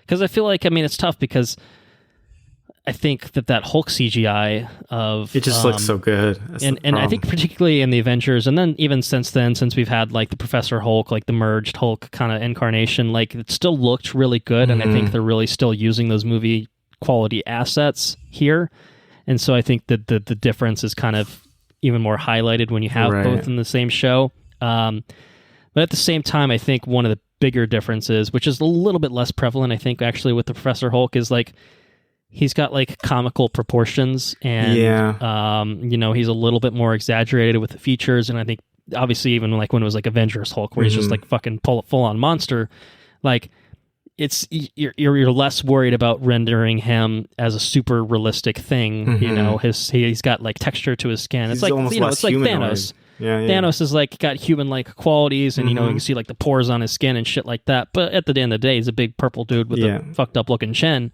And here, I think Jen, even in She-Hulk form, is not a crazy height. I mean, she's quite tall for a woman, obviously, and that's something. But she doesn't. The way that they designed the character was not some super muscular bound. Like she's tall and she's fit. More than she's like fucking jacked and completely shredded and whatnot. Ridiculous. And so she's almost got kind of more human-like proportions, and her face is still very human-like as well. She just happens to be green, and her hair grows too. Like that's the sort of thing.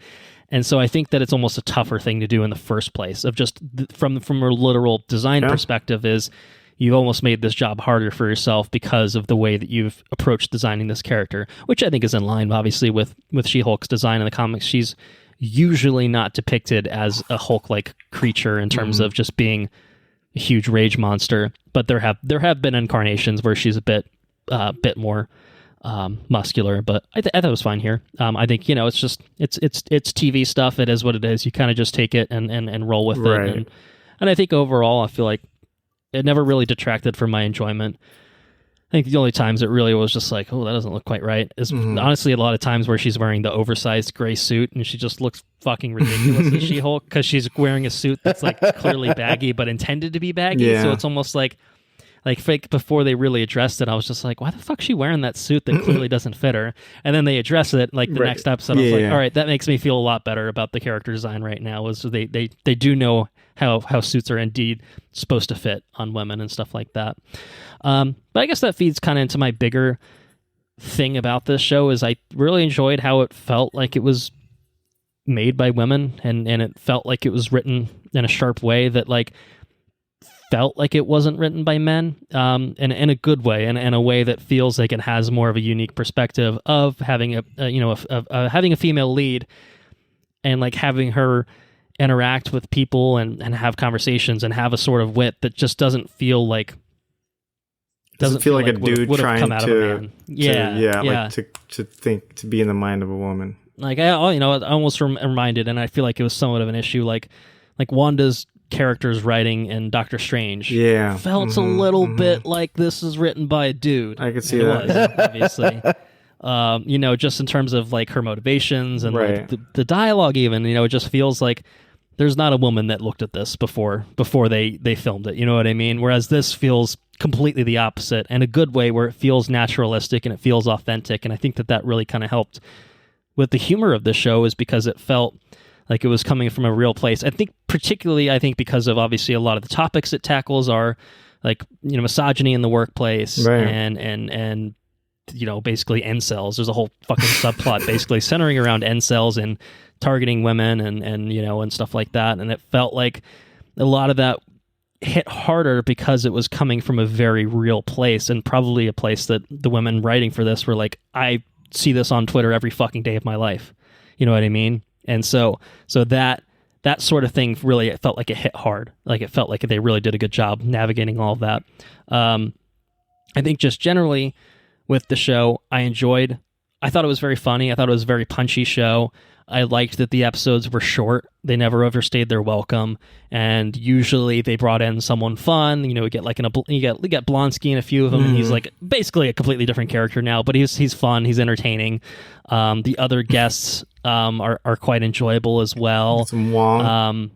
Wong is great, and then Madison was an amazing character. Oh, Madison. Was it? What I'm trying to figure out what. I forget what she says at first. Shit, like, I'm blanking now. But then eventually the whole thing is like, and one Y or two Ys. Shit. What is it? What is the quote? But it's not what you expect. God, we got to look it up now. Shit. No, Andrew, you don't got it. The end's not where which one's not where you two ends, but you wouldn't. That's what I'm saying. What does she say? Oh God! All right, we keep going. We'll find it. I heard she's gonna get her own show. Two N's, one Y, and it's not where you think. There you go. I think there we go. Found it. At first with that character, I was just like, Is she too much? Right. I'm like, this character could be so over the top that she might be a little bit overbearing, and then I'm like, oh shit, no, Madison's great. Just do a whole Madison and Wong show. That I could watch that. I'm down. I'm super down. Fill that date that was vacated by Blade, right. And put a Madison and Wong team up movie there. There you go. I thought each episode like had something fun, and I think I'll probably agree in the sense that like, yeah, there were episodes that I liked more than others, but I didn't think there was a bad one in the bunch. I really enjoyed all of them. I think the writing was really sharp. I kind of hit on that. I think that was a big thing that I think really enhanced my enjoyment of the show. But at the end of the day, I think what mostly enhanced my enjoyment of the show was Tatiana Maslany, because I thought she was brilliant. I thought she was just perfectly cast as Jen. I thought some of it was very relatable as like a lawyer myself. That sort of thing was kind of fun to connect. I'm not a superhuman lawyer or anything along those lines, but But at the same time, just like the things that she dealt with felt very relatable. But I just thought that like her struggle as a woman, and then also as navigating this, like, oh shit, I'm a say maybe superhero too, like that stuff just felt really well handled. And I feel like she just brought so much life to Jennifer Walters that like Jen was just someone who I'm like, I just want to hang out with this person. Like, I want to have a beer with Jen Walters. You know, she felt like a a really relatable and authentic character who was just fun. Yeah, she seemed very fun. Yeah, I was gonna say like she would be like someone you call up and like, let's hang. And like a lot of the show was like, look at all the bad shit that happens to Jen, and I'm like, I felt bad for her. You know, she's dealing with a lot of shit, you know, and muck being, you know, thrown into her life, and I think that was something where it was just like, it was heartbreaking at times. But I genuinely enjoyed like her interactions with her with Nikki, who's like the paralegal that she works with. Her and Bruce together were really fun. Nikki and Pug were fun, and even her interactions with Blonsky were pretty good too. You know, I liked the dynamics. Like, it felt, you know, sitcom-y in like a Friends or like, you know, something sort of way where like everyone like kind of vibes off each other really well. But I felt like they cast it really well so that, you know, when it's the main kind of crew, she's a solid casting. Like, this works. Like they all work together, and then you throw another guest star into the mix, and boom, you have instant chemistry, and it's like, okay, this is fun. I like this a lot. So, I was a big fan of She-Hulk, Attorney at Law. I really, really enjoyed it. I think it just, I don't know. I agree with Andrew in that it was just like every week I was just like excited to like what's going to happen this time. You know, like I liked that. I liked that aspect of it here. How do the legal parts of the show stack up? Obviously, there's a lot of ridiculousness, like someone impersonating Megan Thee Stallion and stuff, but yeah. But like, I guess like overall, I think it was like fine kind of overall. It's nothing egregious. I mean, the actual like law and stuff, I don't know. It's not really my area of expertise. I mean, but even just like at least like courtrooms and stuff, it's like. But the courtroom and stuff felt fairly authentic. I mean, not 100%. It's not exactly a legal drama or anything like that, but it seemed like it did it well enough that it felt like, all right, they probably talked to at least one lawyer before they did all this shit. certainly felt better than the 2003 Daredevil film. So, okay. And honestly, I feel like even comparing it to like the Daredevil Netflix show, like I feel like we really didn't spend that much time in court in that show. So this one I think spent a lot more time in court, and I thought that was really fun. Even when it was like just being probably honestly was most fun when it was just being completely fucking ridiculous, like the Megan Thee Stallion thing. And there was the one guy who's, I guess it wasn't really, it was like a negotiation. The immortal guy who was immortal. The immortal guy was fucking hilarious. I thought that was very funny. That's pretty good. Madison and Wongers, of course, but yeah, really enjoyed it. Literally, when they're like, what did Wong say when he admits that he got Blonsky out of jail, and he's like, you just admitted to like aiding criminal out of jail, and he's like, I must depart, and then literally creates a portal, and then just launch out.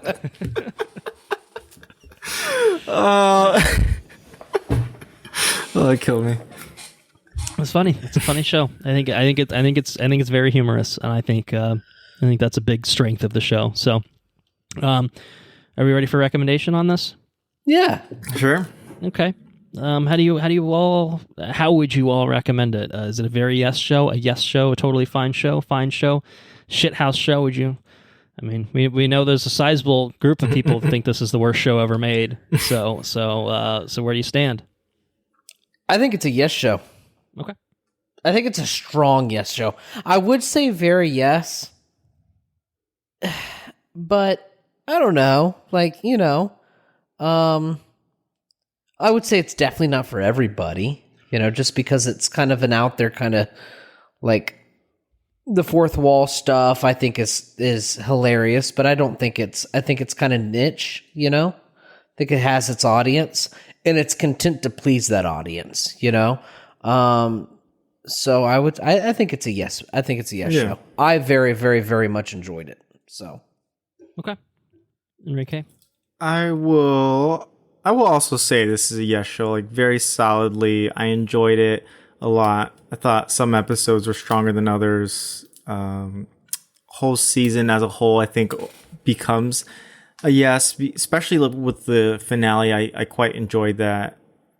You know, again, there were some plot lines I kind of wish had like connected a bit more, or like certain things, and sometimes each episode being so different, I felt like some things worked better than others. Like I really enjoyed the more like procedural drama type, and she even jokes around like, now we're getting to the lawyer show, and I feel like we got bits of that, but I wouldn't have minded like the whole season being like that. So I enjoyed kind of where they went this first season, and there's probably things that I would wish for a second season that I think could make it even better and take it to for me would make it a very yes. But I quite enjoyed this show. I thought that humor was pretty good, and most of the characters were pretty solid. I would want to see Jen Walters She-Hulk in something else too, whether it's a season 2 of her, whether it's in some Planet Hulk type movie, Avengers movie. I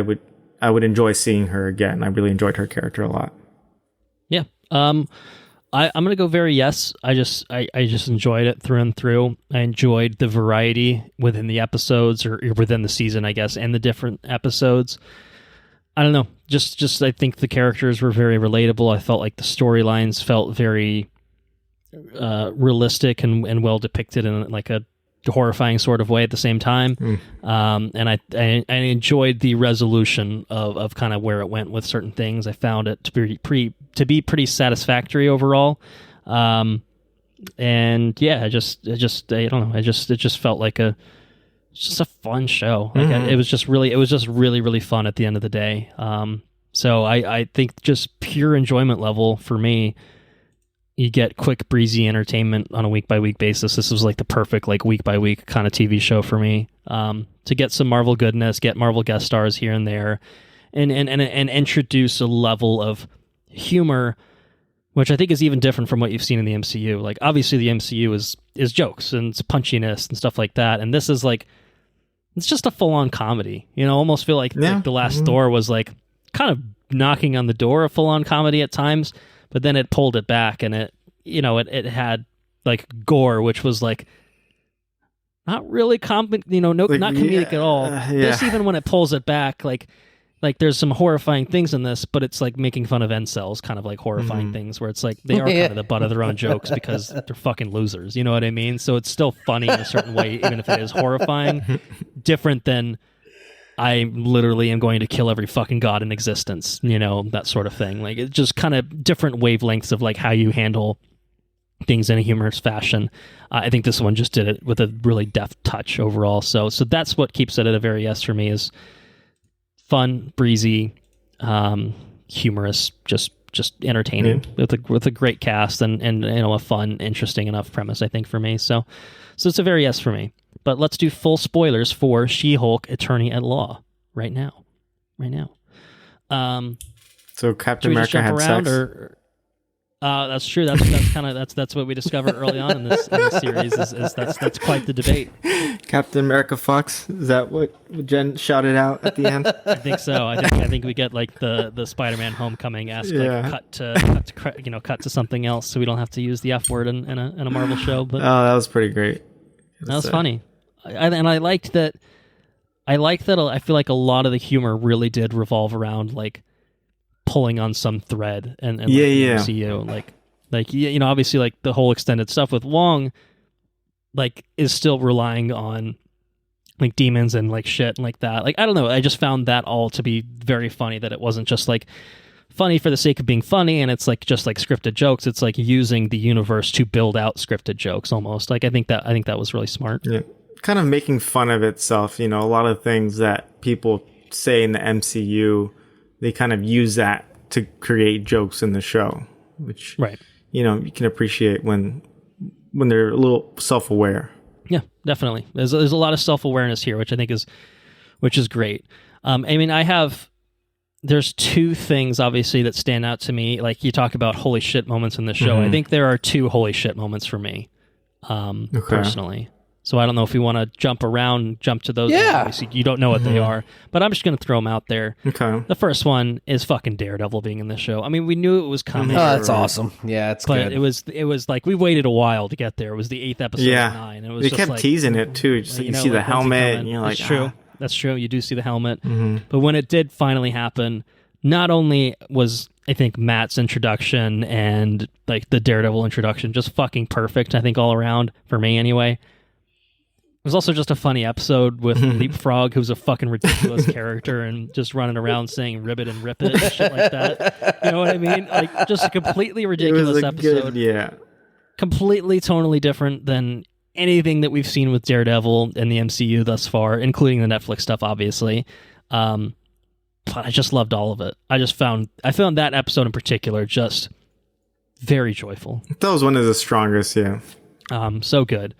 I liked, I mean, should we weigh in on the yellow suit? I thought it looked fucking great, personally. Like, yeah, it did. You're taking a ridiculous looking suit, I think, inherently, and I think they made it work. Like, I don't think I want that suit outside of a She-Hulk context. I don't think it works in a Daredevil Born Again type of setting, but here I thought it was really at home, and it was a fun way to embrace some more ridiculous comic book design elements and make it work. I've honestly liked all the Charlie Cox suits, like even some that are just work out better than others. Like just that black like ninja suit it's probably perfect. Yeah. It's so simple, but I think even the ones that are kind of ridiculous looking, like the yellow suit, it looked pretty good in live action. Like I don't mind that. It did. Well, because I feel like the red was almost a little brighter than maybe the Netflix, and like just the yellow, I think almost makes the red stand out a little bit more. Because I feel like the red and black one, like it almost felt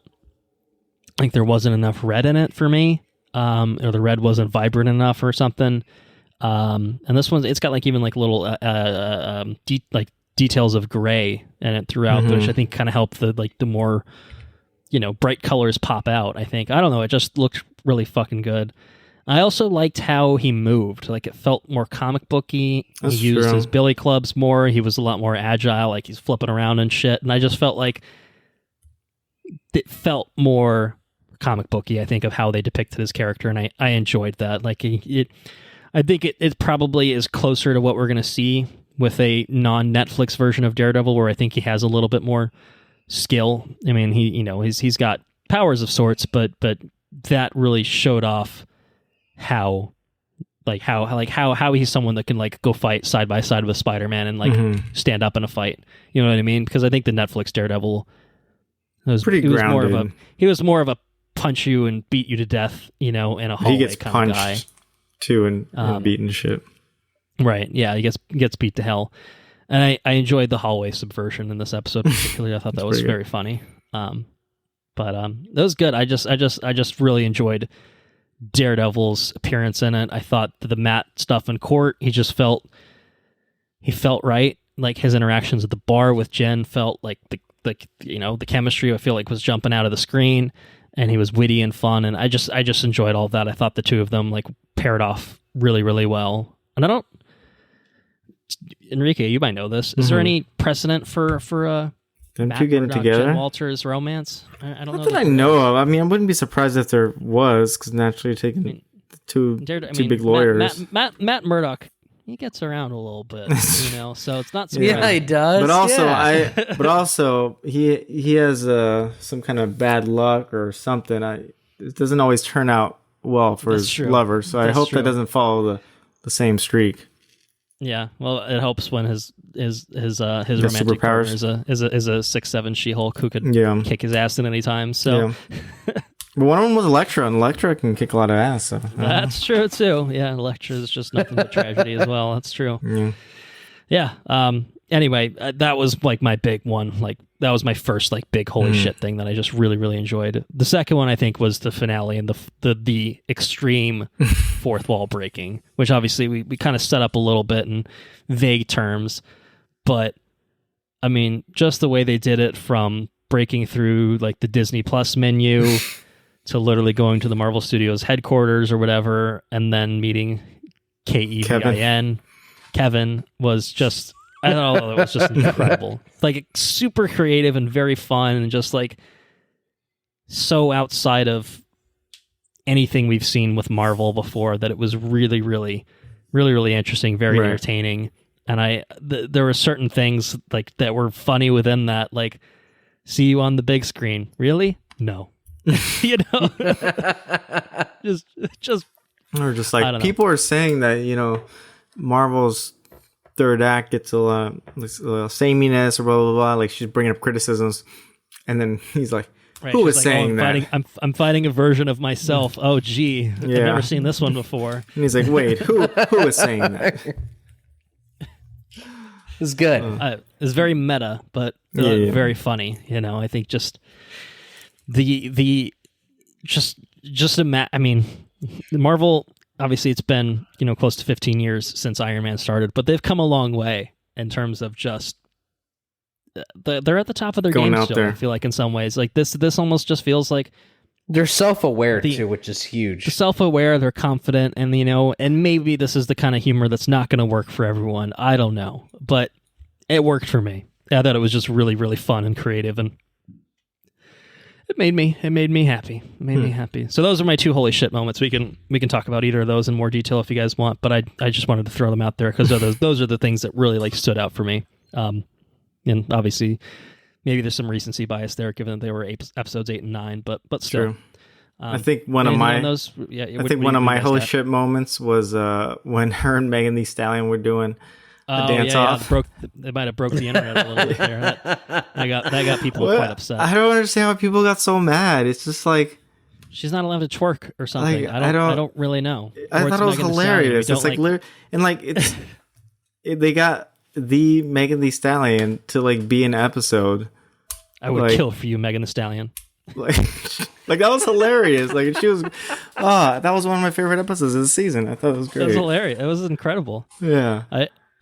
I just liked it. Was fun. I mean, making fun of her coworker, being like, "Did you really think that you were dating the Megan Thee Stallion?" Right. It's like, and that was like how they won their case, which is hilarious.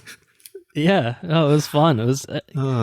I just think. I mean, I agree in a general sense. This show may not be for everyone, but how fucking devoid of humor do you have to be to not find some sort of entertainment value in something like that? I can't believe she's twerking. Like why is that genuinely so upsetting? Is it because they're both women? Is it because she's a superhero but she's not my Hulk?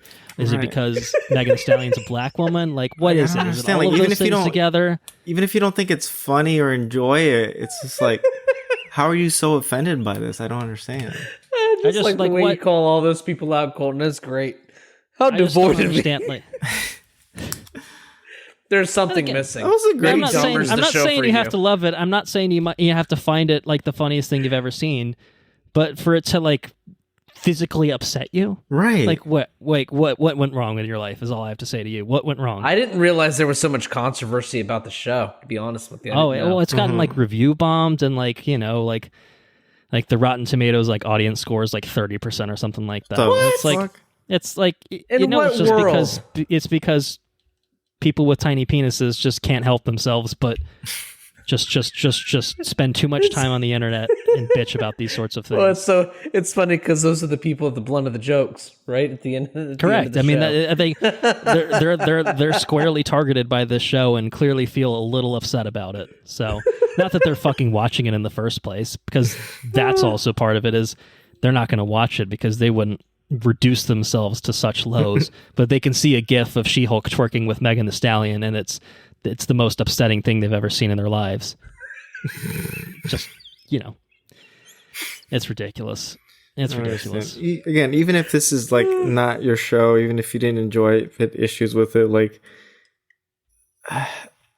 fucking we've watched things from Marvel that like should be upsetting, you know, just in terms of quality or whatever ridiculousness, and you're just.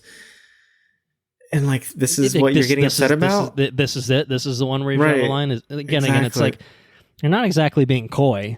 You know what I mean? Like I don't get it. It's a well-made show. Like you have to acknowledge, like it might not be your cup, and that's why I gave it a yes. It might not be everybody's cup of tea. It's not gonna.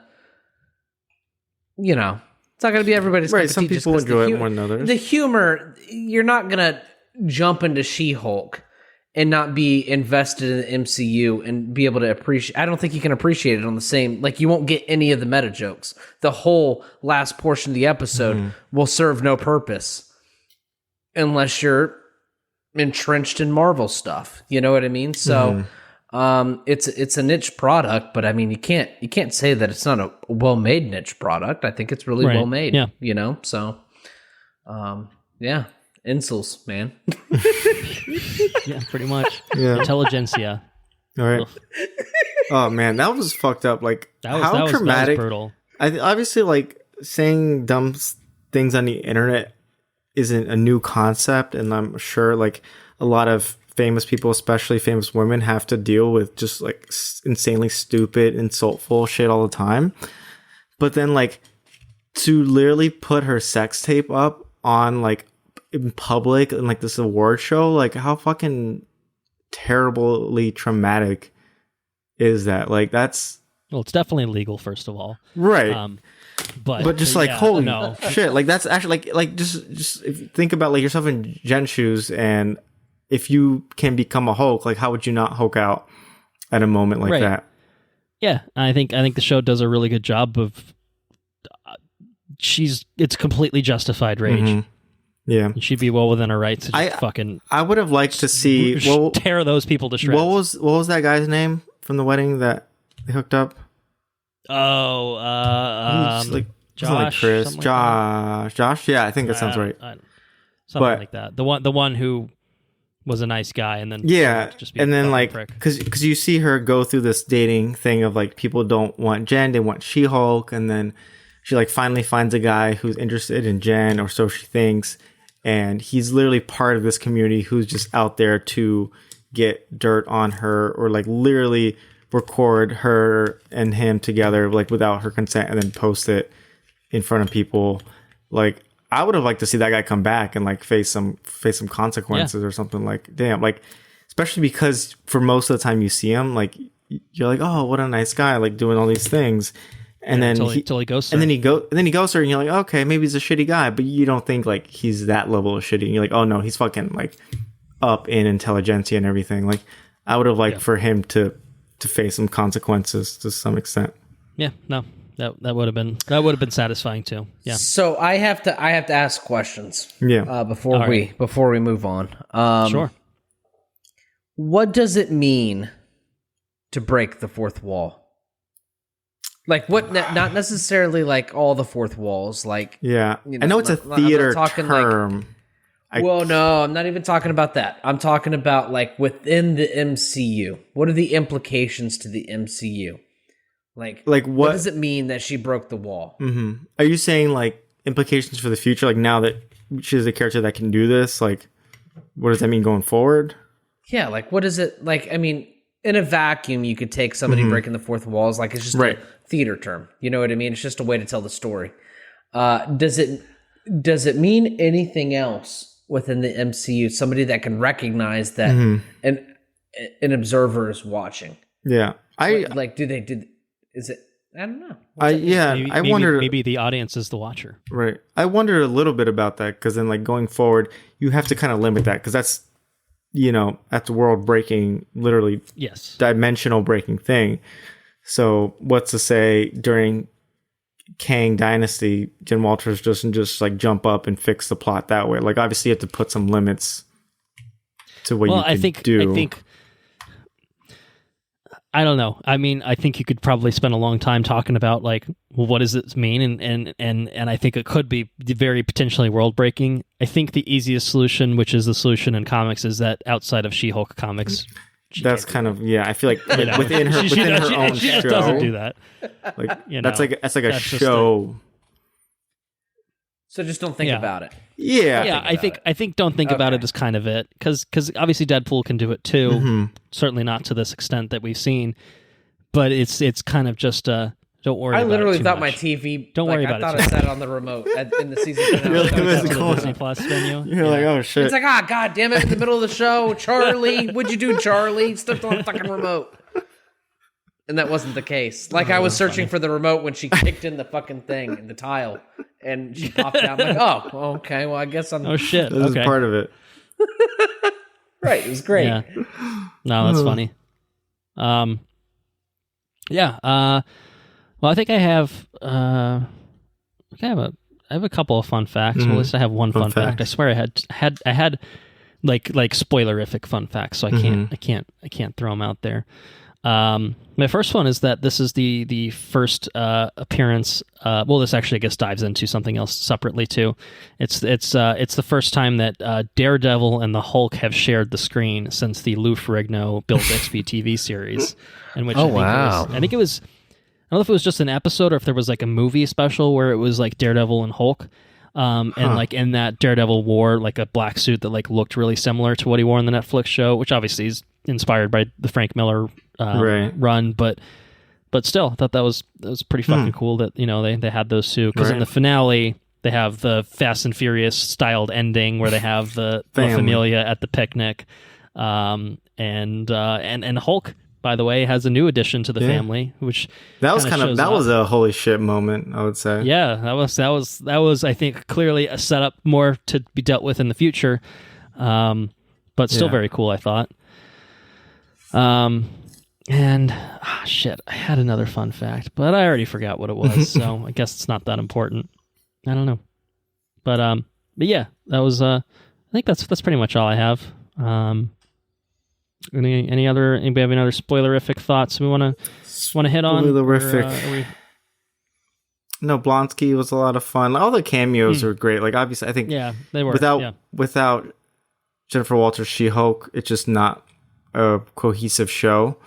But the cameos were all a lot of fun. Like, I genuinely enjoyed it, and I just like bringing people back from that Hulk universe that didn't really have a place in the MCU almost. And now you got Blonsky, we got a lot of Bruce in this, a lot more than I thought we would, honestly. That's true. Yeah, he was in it quite a lot. Did help explain, all right, so what were Wong and Abomination up to, and Shang-Chi, what the hell was going on there in that cage fight, you know? That was fun. Do you think Hulk could be a Skrull? Because, like, he was out in the... He was out in space. He was away. I don't know. It's true.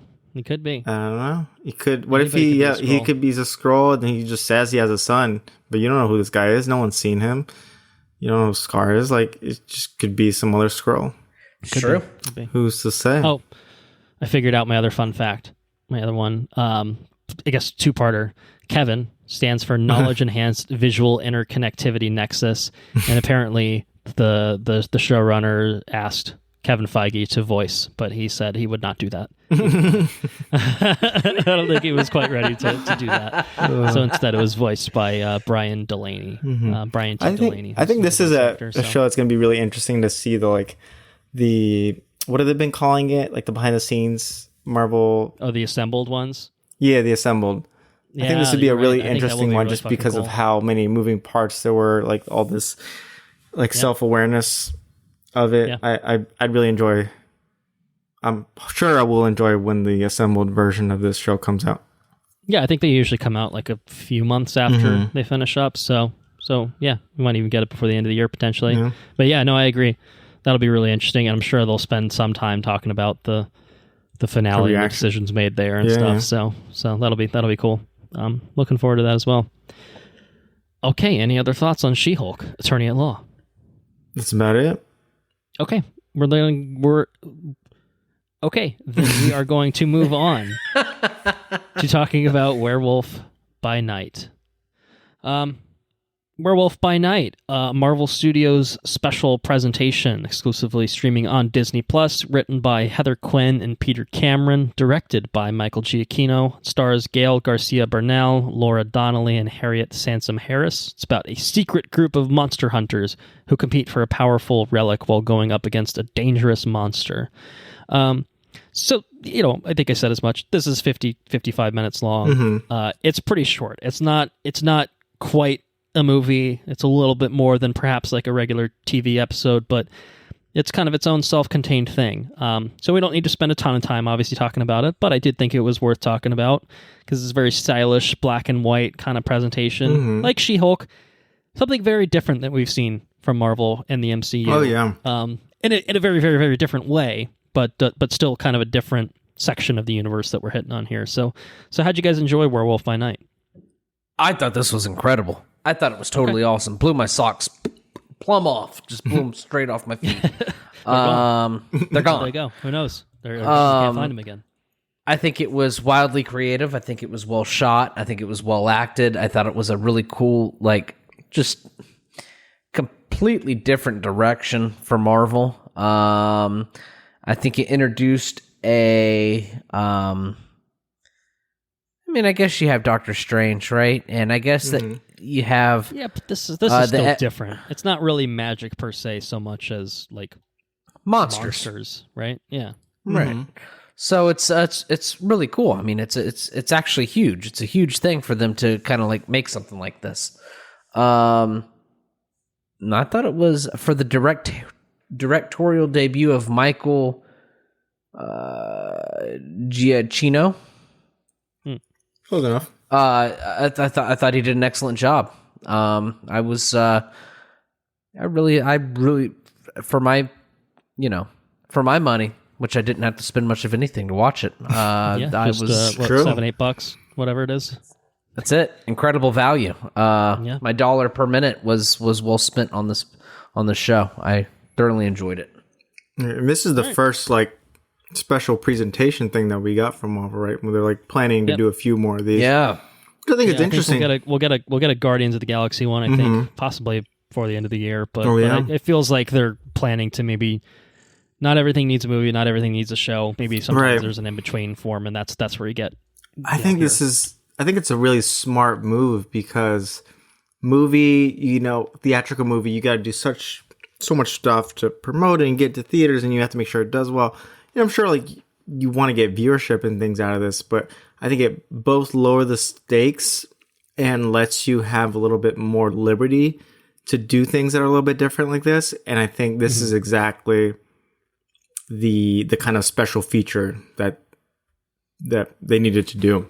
I thought this was really interesting.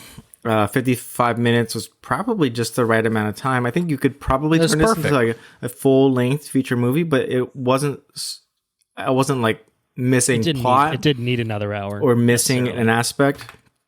But, I think this also probably works better like this than a 6 or 8 or 9 or 10 or whatever long TV show. Like, this is very focused. You still got to know the characters, and I feel like I got to understand the characters, and it just lets you do something a little bit more different. So I quite enjoyed this, and this is something coming from someone that's not really like a big horror person. In fact, I haven't seen a lot of the original monster movies. I actually just picked up on like the latest Amazon sale or whatever, the Universal Monsters. I think there's 2 collections out. I got the first collection. That's like Dracula, Invisible Man, Frankenstein, and Wolfman. So I'm planning to watch the original, like 1940s or whatever, Wolfman. And nice. I would like to see kind of how much inspiration and things they took to make this, because this seems very inspired by classic horror that I could see, but maybe couldn't appreciate just because I haven't seen a lot of those movies and I'm not this big horror person. But I thought this was a little darker. This was a little gorier, and it was just fun. Like I thought it was a really solid special presentation movie, TV feature, whatever you want to call it. Yeah, I mean, there's something nice about short and sweet, not overstaying its welcome, getting to the point, and just being zippy of just like, you've got a self-contained story that doesn't need 2 hours. It doesn't need 6 hours. It doesn't need, if it just needs an hour roughly, to give you a full thing that's not the most deep thing you'll ever see. You're not going to, know every intimate detail about these characters, but it's not really, setting out to have that purpose. It's really about really setting up this corner of the universe, setting up some characters and giving you kind of an intriguing introduction to this universe, to the world, to these characters. And then that's kind of just it. You get a taste of it, and then you get satisfied with that. And then that's it. It is what it is. It's really just kind of like a bite-sized kind of thing. And it works as that because it feels fresh and unique, and it's, well, I mean, I guess most importantly, just well done. I think it's shot really well. I think it's interesting. I think that the plot moves along quickly enough that nothing is boring. And it just kind of it's just engaging for its runtime basically, and it's cool. At the end of the day, it's also just kind of cool, right? To have these. It's definitely a fucking cool show. Werewolves and other creatures, monster and stuff, hunters, and monster hunters. Yeah, like okay, yeah, all right, well, that's fucking cool. I like that. And it felt like, I mean, it was just great timing. I mean, obviously, I think it was intended to be very Halloweeny. Coinciding with the Halloween and the spooky season and stuff like that. But I mean, like, for all of what Doctor Strange, I feel like there was a lot of talk about Doctor Strange sequels possibly pushing into like a horror influenced direction. And I think there's aspects of that. Certainly some Sam Raimi-isms coming through in Multiverse of Madness. But on the whole, not really, right? On the whole, it's still mostly magical and stuff like that. And this is just really fundamentally different. And this was rated like TV 14, right? I think TV 14, right? Which I feel like kind of pushed that at times. I did. I think it's one of those things where the black and white, the black and white conceals the probably how gory it actually kind of was, because some limbs being severed and stuff like that. Like it's not nothing. You know what I mean? Right, there are a few moments. It is somewhat obscured, I guess, enough that you don't feel too bad about it, and I guess disintegrations and stuff, which are not realistically depicted enough for it to turn into like, they're not this visceral, gory for kids visuals. Yeah, there were a few it does push the boundaries a little bit. Yeah, definitely. Especially just like oh shit, they're going there. Yeah, no, I enjoyed it. I thought it was just a fun one-off. And a one-off, I say now, I mean, you could bring any of these characters back. Like, I think, Jack Russell, Elsa Bloodstone are all they're both characters straight from the comics who obviously could bring Ted back. Somewhat of a role. Ted. You meant Ted. We could bring Ted back. We can talk about him shortly. But yeah, I enjoyed it. So should we do a recommendation for it? Yeah. Get into some quick spoilers for it. How do you guys feel about it? Very yes, totally. This fine. For me was a very yes experience. All right. You know what you're signing up for when you get into it. It's a black and white, like right. Homage to old school horror movies. It isn't outrageously like, it's not like super Marvel-y, you know what I mean? It's totally different. Aside from the intro, you probably wouldn't be able to tell this was a Marvel product, right? No. Yeah, that's fair. I think it's well made. I think it's well scored. I think it's well acted. I think it's a lot of fun. I think it's quick. It's snappy. It knows what it wants to do, and it gets there in a timely manner. And I think it's just I think it's very well made, well crafted, and I really can't think of a negative fault about it. I mean, like it's concise, and it's refreshing to find something that knows what it wants to do from the jump. It doesn't get pulled in a million and one directions, and it just gets made, and it felt, I don't know, just felt concise. It was nice. Yeah. I liked it. I liked it a lot. And maybe it does set something up in the future, but it didn't have the goal of like going in, like we have to set up, we need a Werewolf by Night, like, TV season or movie. We need a, Elsa Bloodstone movie. Like we need to bring in all these other characters. Like you can, and maybe we'll see these characters pop up later. I wouldn't be surprised, but I think it's a nice way to test. If not, no big deal. Things out. Get a good feel. So I was debating in this one because I think, again, like I didn't feel like it was necessarily made for me, but I could still appreciate a lot of the things that it did. The mix of the black and white, changing into color at the end, and even mix kind of of throughout, you get you get bits of like red with the Bloodstone. Yeah. It was really, really well done, and the mix, I think, practical effects and special effects was pretty well done. And I think Marvel especially is notorious for getting away from the practical effects and leaning heavily on the special effects. So I kind of like this pulling back a little bit and like doing some very practical makeup, doing some very practical wire work and stunts and Yeah. And like getting back to basics almost, you know?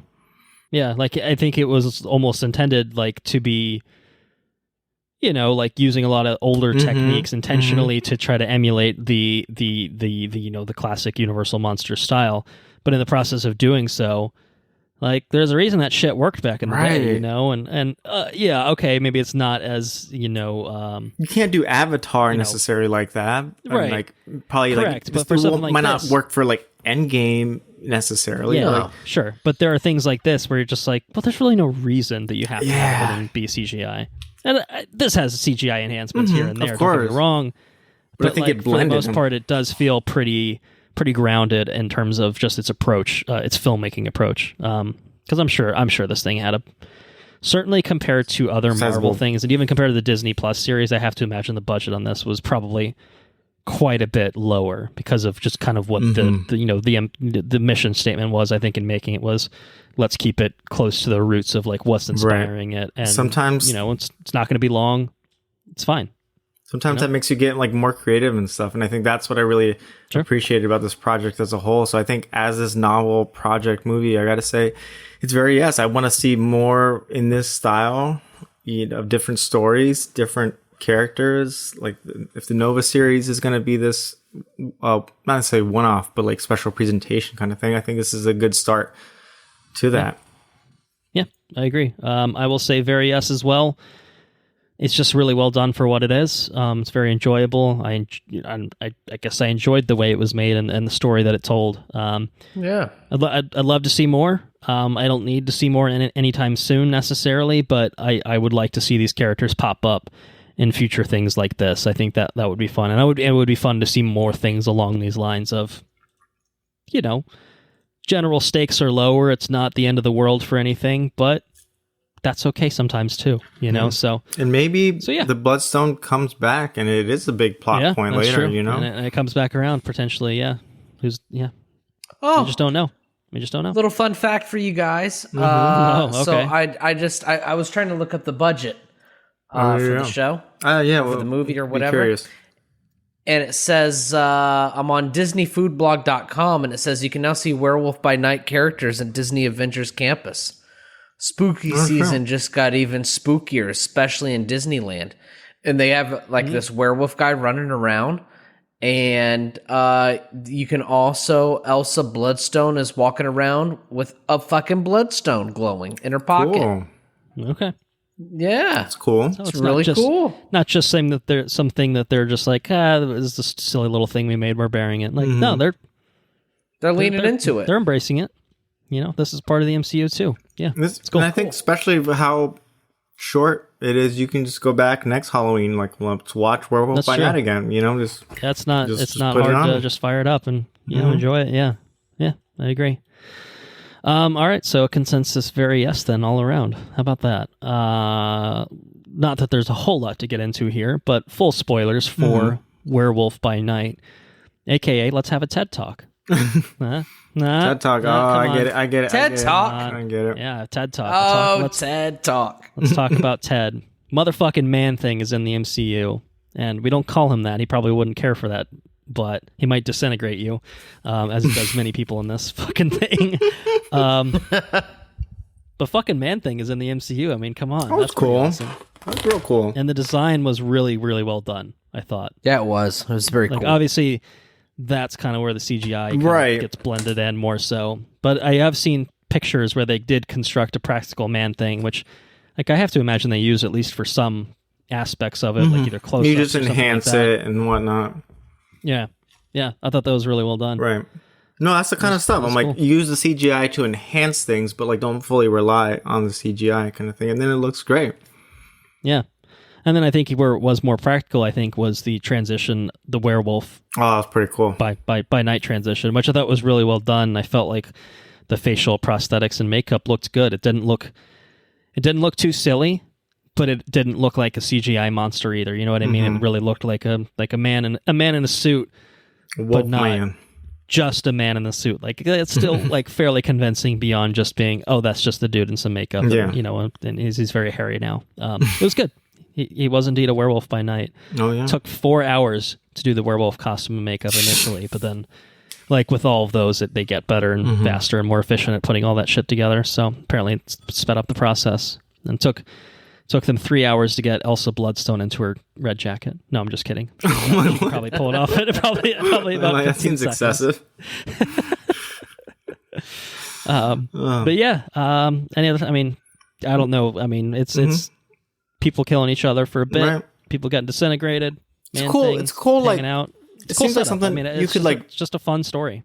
Right. It feels like something you can build off of. Kind of like it reminds me of a little bit of like the John Wick universe and how they're expanding that. It's like there's this whole hotel of assassins and everything, and like this assassins, basically. Right. Yeah. So now you have this whole league of monster hunters, which I thought was a cool thing of how you're going in thinking that this is all about hunting the monsters, and then you find out that Man-Thing is kind of a monster, but like kind of this gentle, physically a monster, but not exactly. Right. It's like not what you expect, and you could say that all the monster hunters were the true monsters of this. Like, you know, and Werewolf by Night has a very hesitant relationship with his alter ego, but no, I thought it was super cool. The transformation, like you said, was great. She has to like, I think, what does he say? It's like, look into my eyes, I'm transforming, so I'll remember you, and like I have to get your smell. And she's like, has this ever worked before? He's like,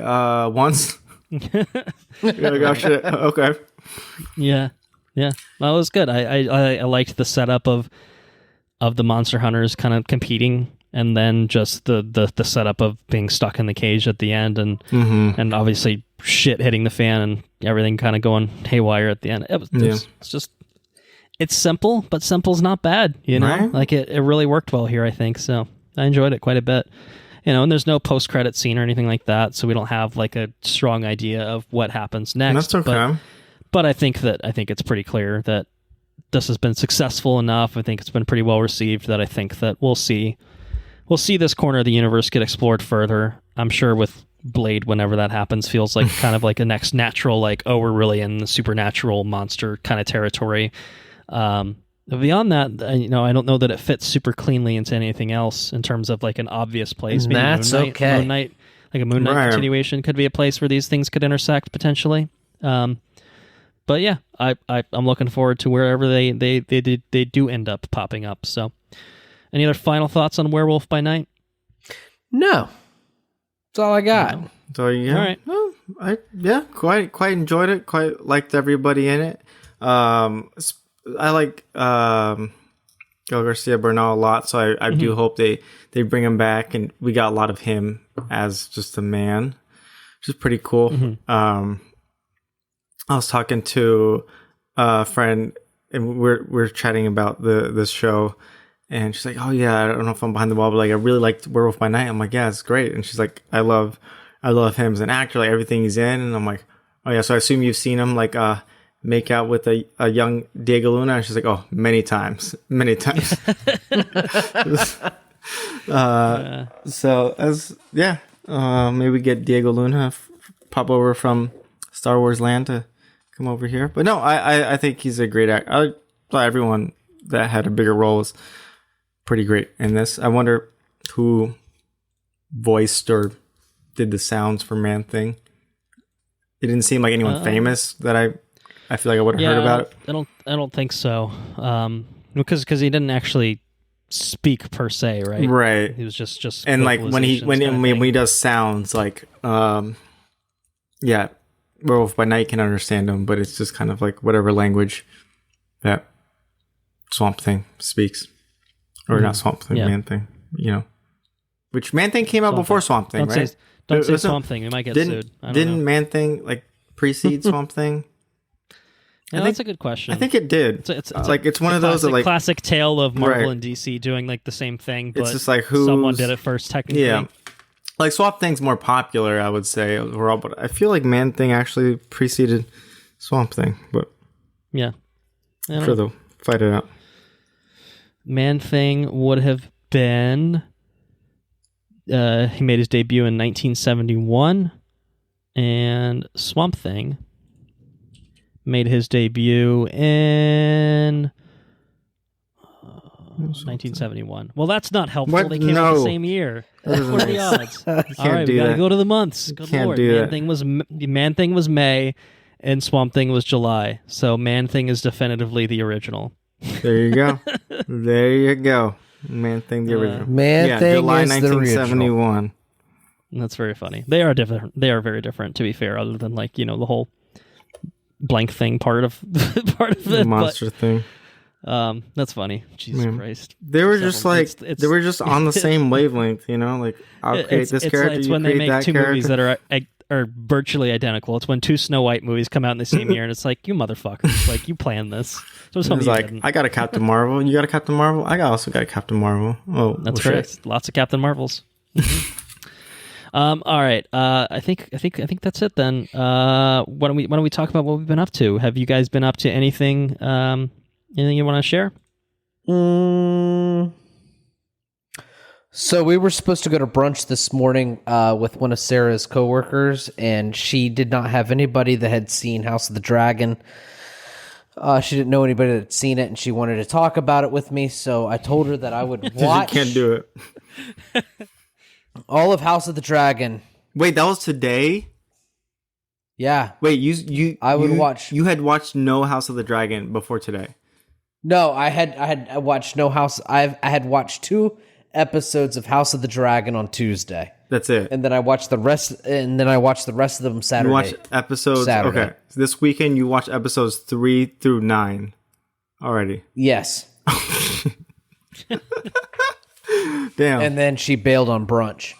Oh, Right. oh Yeah. Well, I mean, I guess we can record an episode on it. That will at least justify it. Unless you enjoyed it, Yeah. in which case maybe it justifies itself. I don't know. How are you feeling about it? House of the Dragon.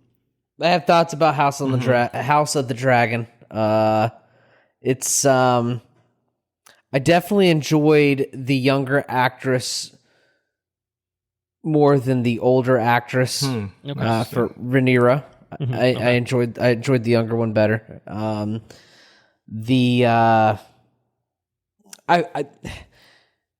don't know. Names. I find that the names are a lot, which that's They're kind of all like the part of fucking the same IP. name, which is part Everyone's of it. just Aegon. Aemon, Just Aegon, Damon. Vaemond, Yeah. Aegon. Also, my kid is named Aegon, and then I have an Aegon. And they all my have grandfather is they all have the Aegon. same white hair. Exactly, it's all a lot. There's Viserys, the first, Viserys the second. It's just You gotta carry a. well, not family all of tree them have when the you white watch it. hair. Not all of them That's have true. white hair. They don't And, have the like- white hair, then it makes them stand apart, makes them look a little stronger, perhaps. Yeah.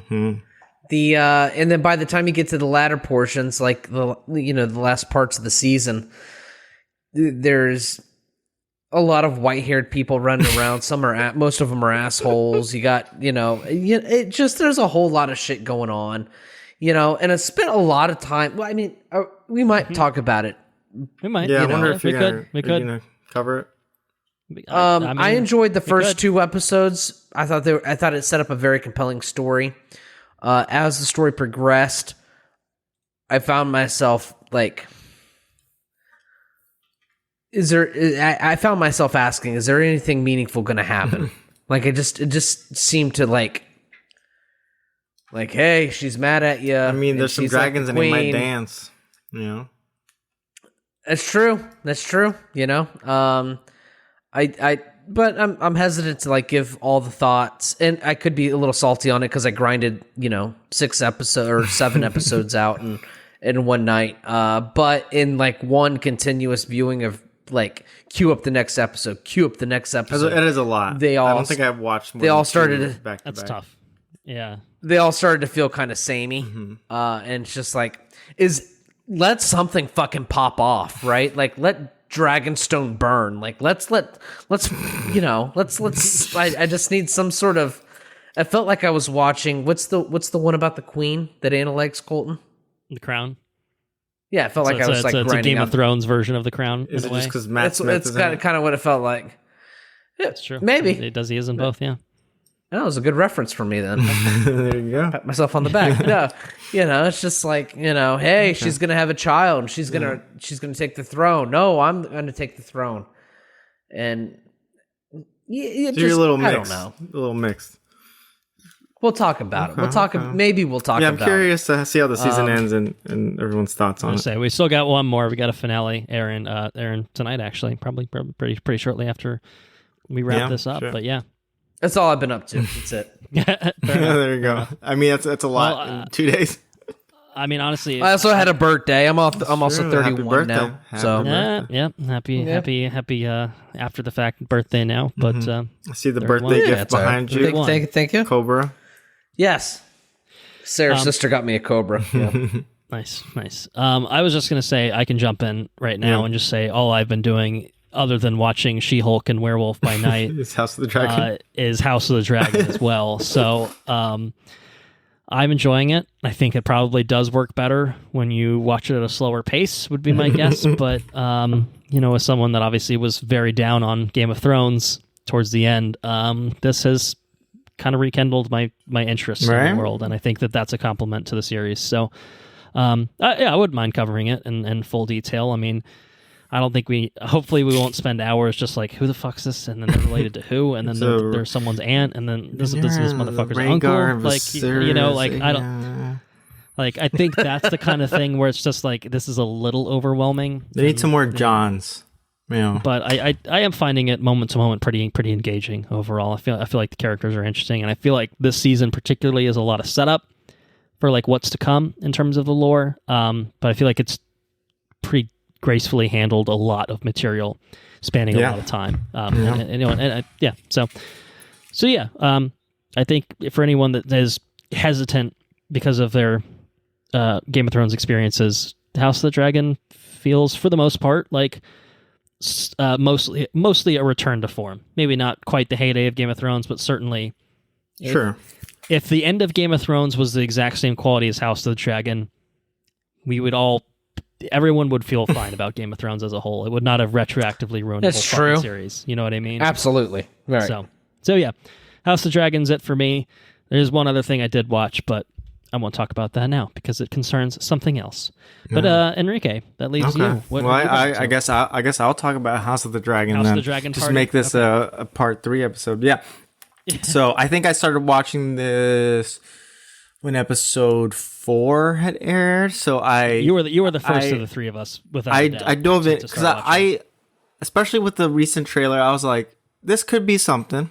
I didn't want to get my hopes too high and be disappointed like Game of Thrones, but I had a little bit of hope, and I would say it delivered and is exceeding my current expectation. Just you go in with lower expectations and something comes out good, and it ends up kind of surprising you.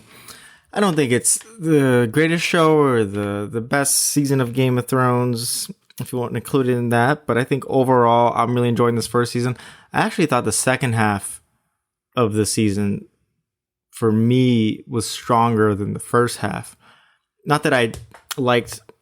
I like so far pretty much all the actors in it, but I think just the stakes and the twists and plots in the second half, when people have been aged up, I've enjoyed more. And it also is just a little bit less weird when it's like 16-year-olds doing weird, sexy things. I'm just like, I don't need to see this. Like, I don't need to see Matt Smith be groping upon this like 16-year-old. Like, I don't need that. Well, it's okay though because they're related.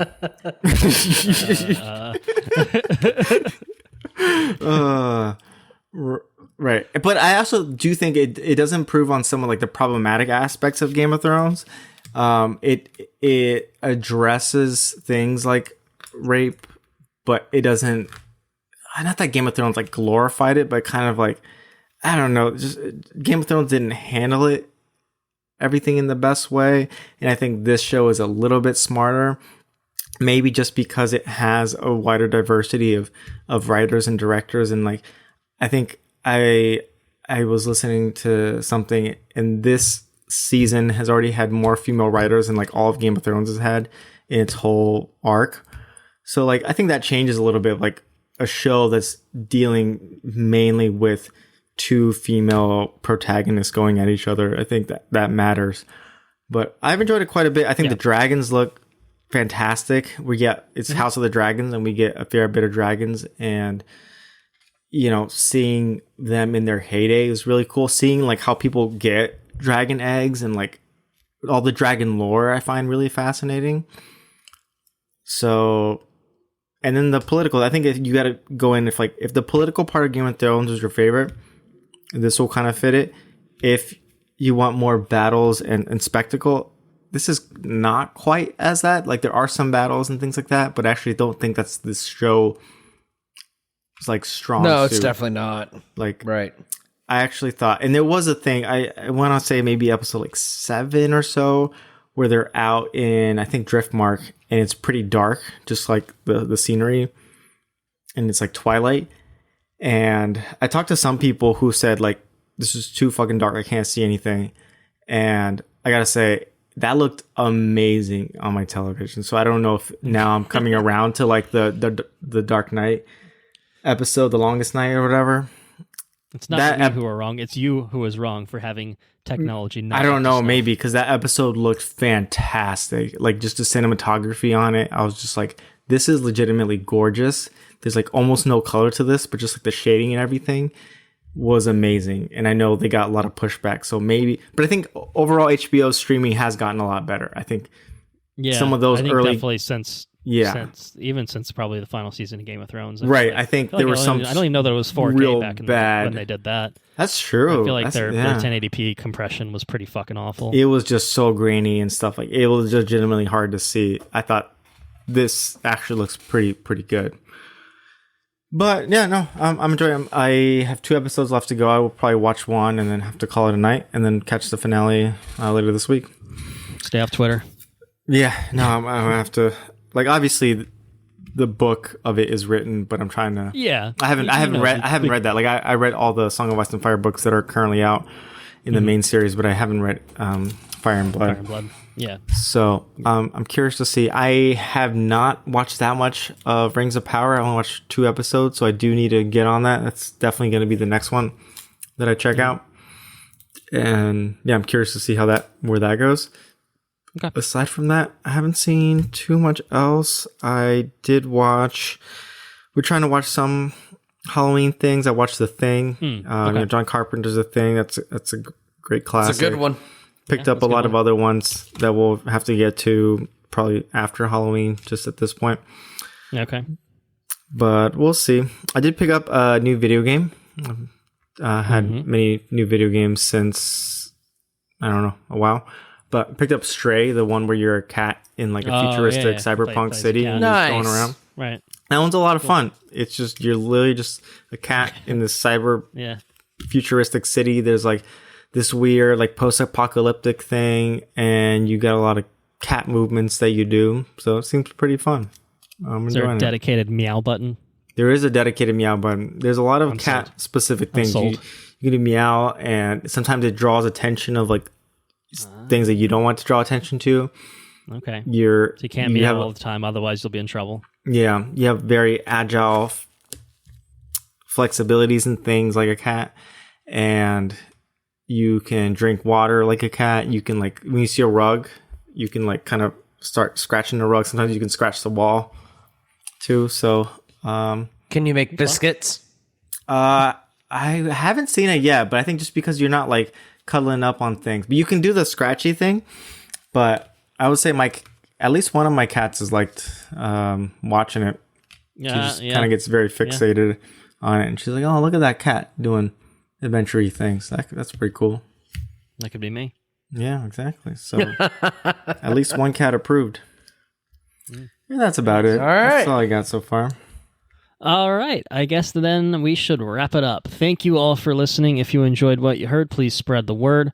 If you want to support us on Patreon at patreon.com/watchreviewrepeat, you'll get early access to all of our regular episodes and timed exclusive access to our forthcoming bonus episode.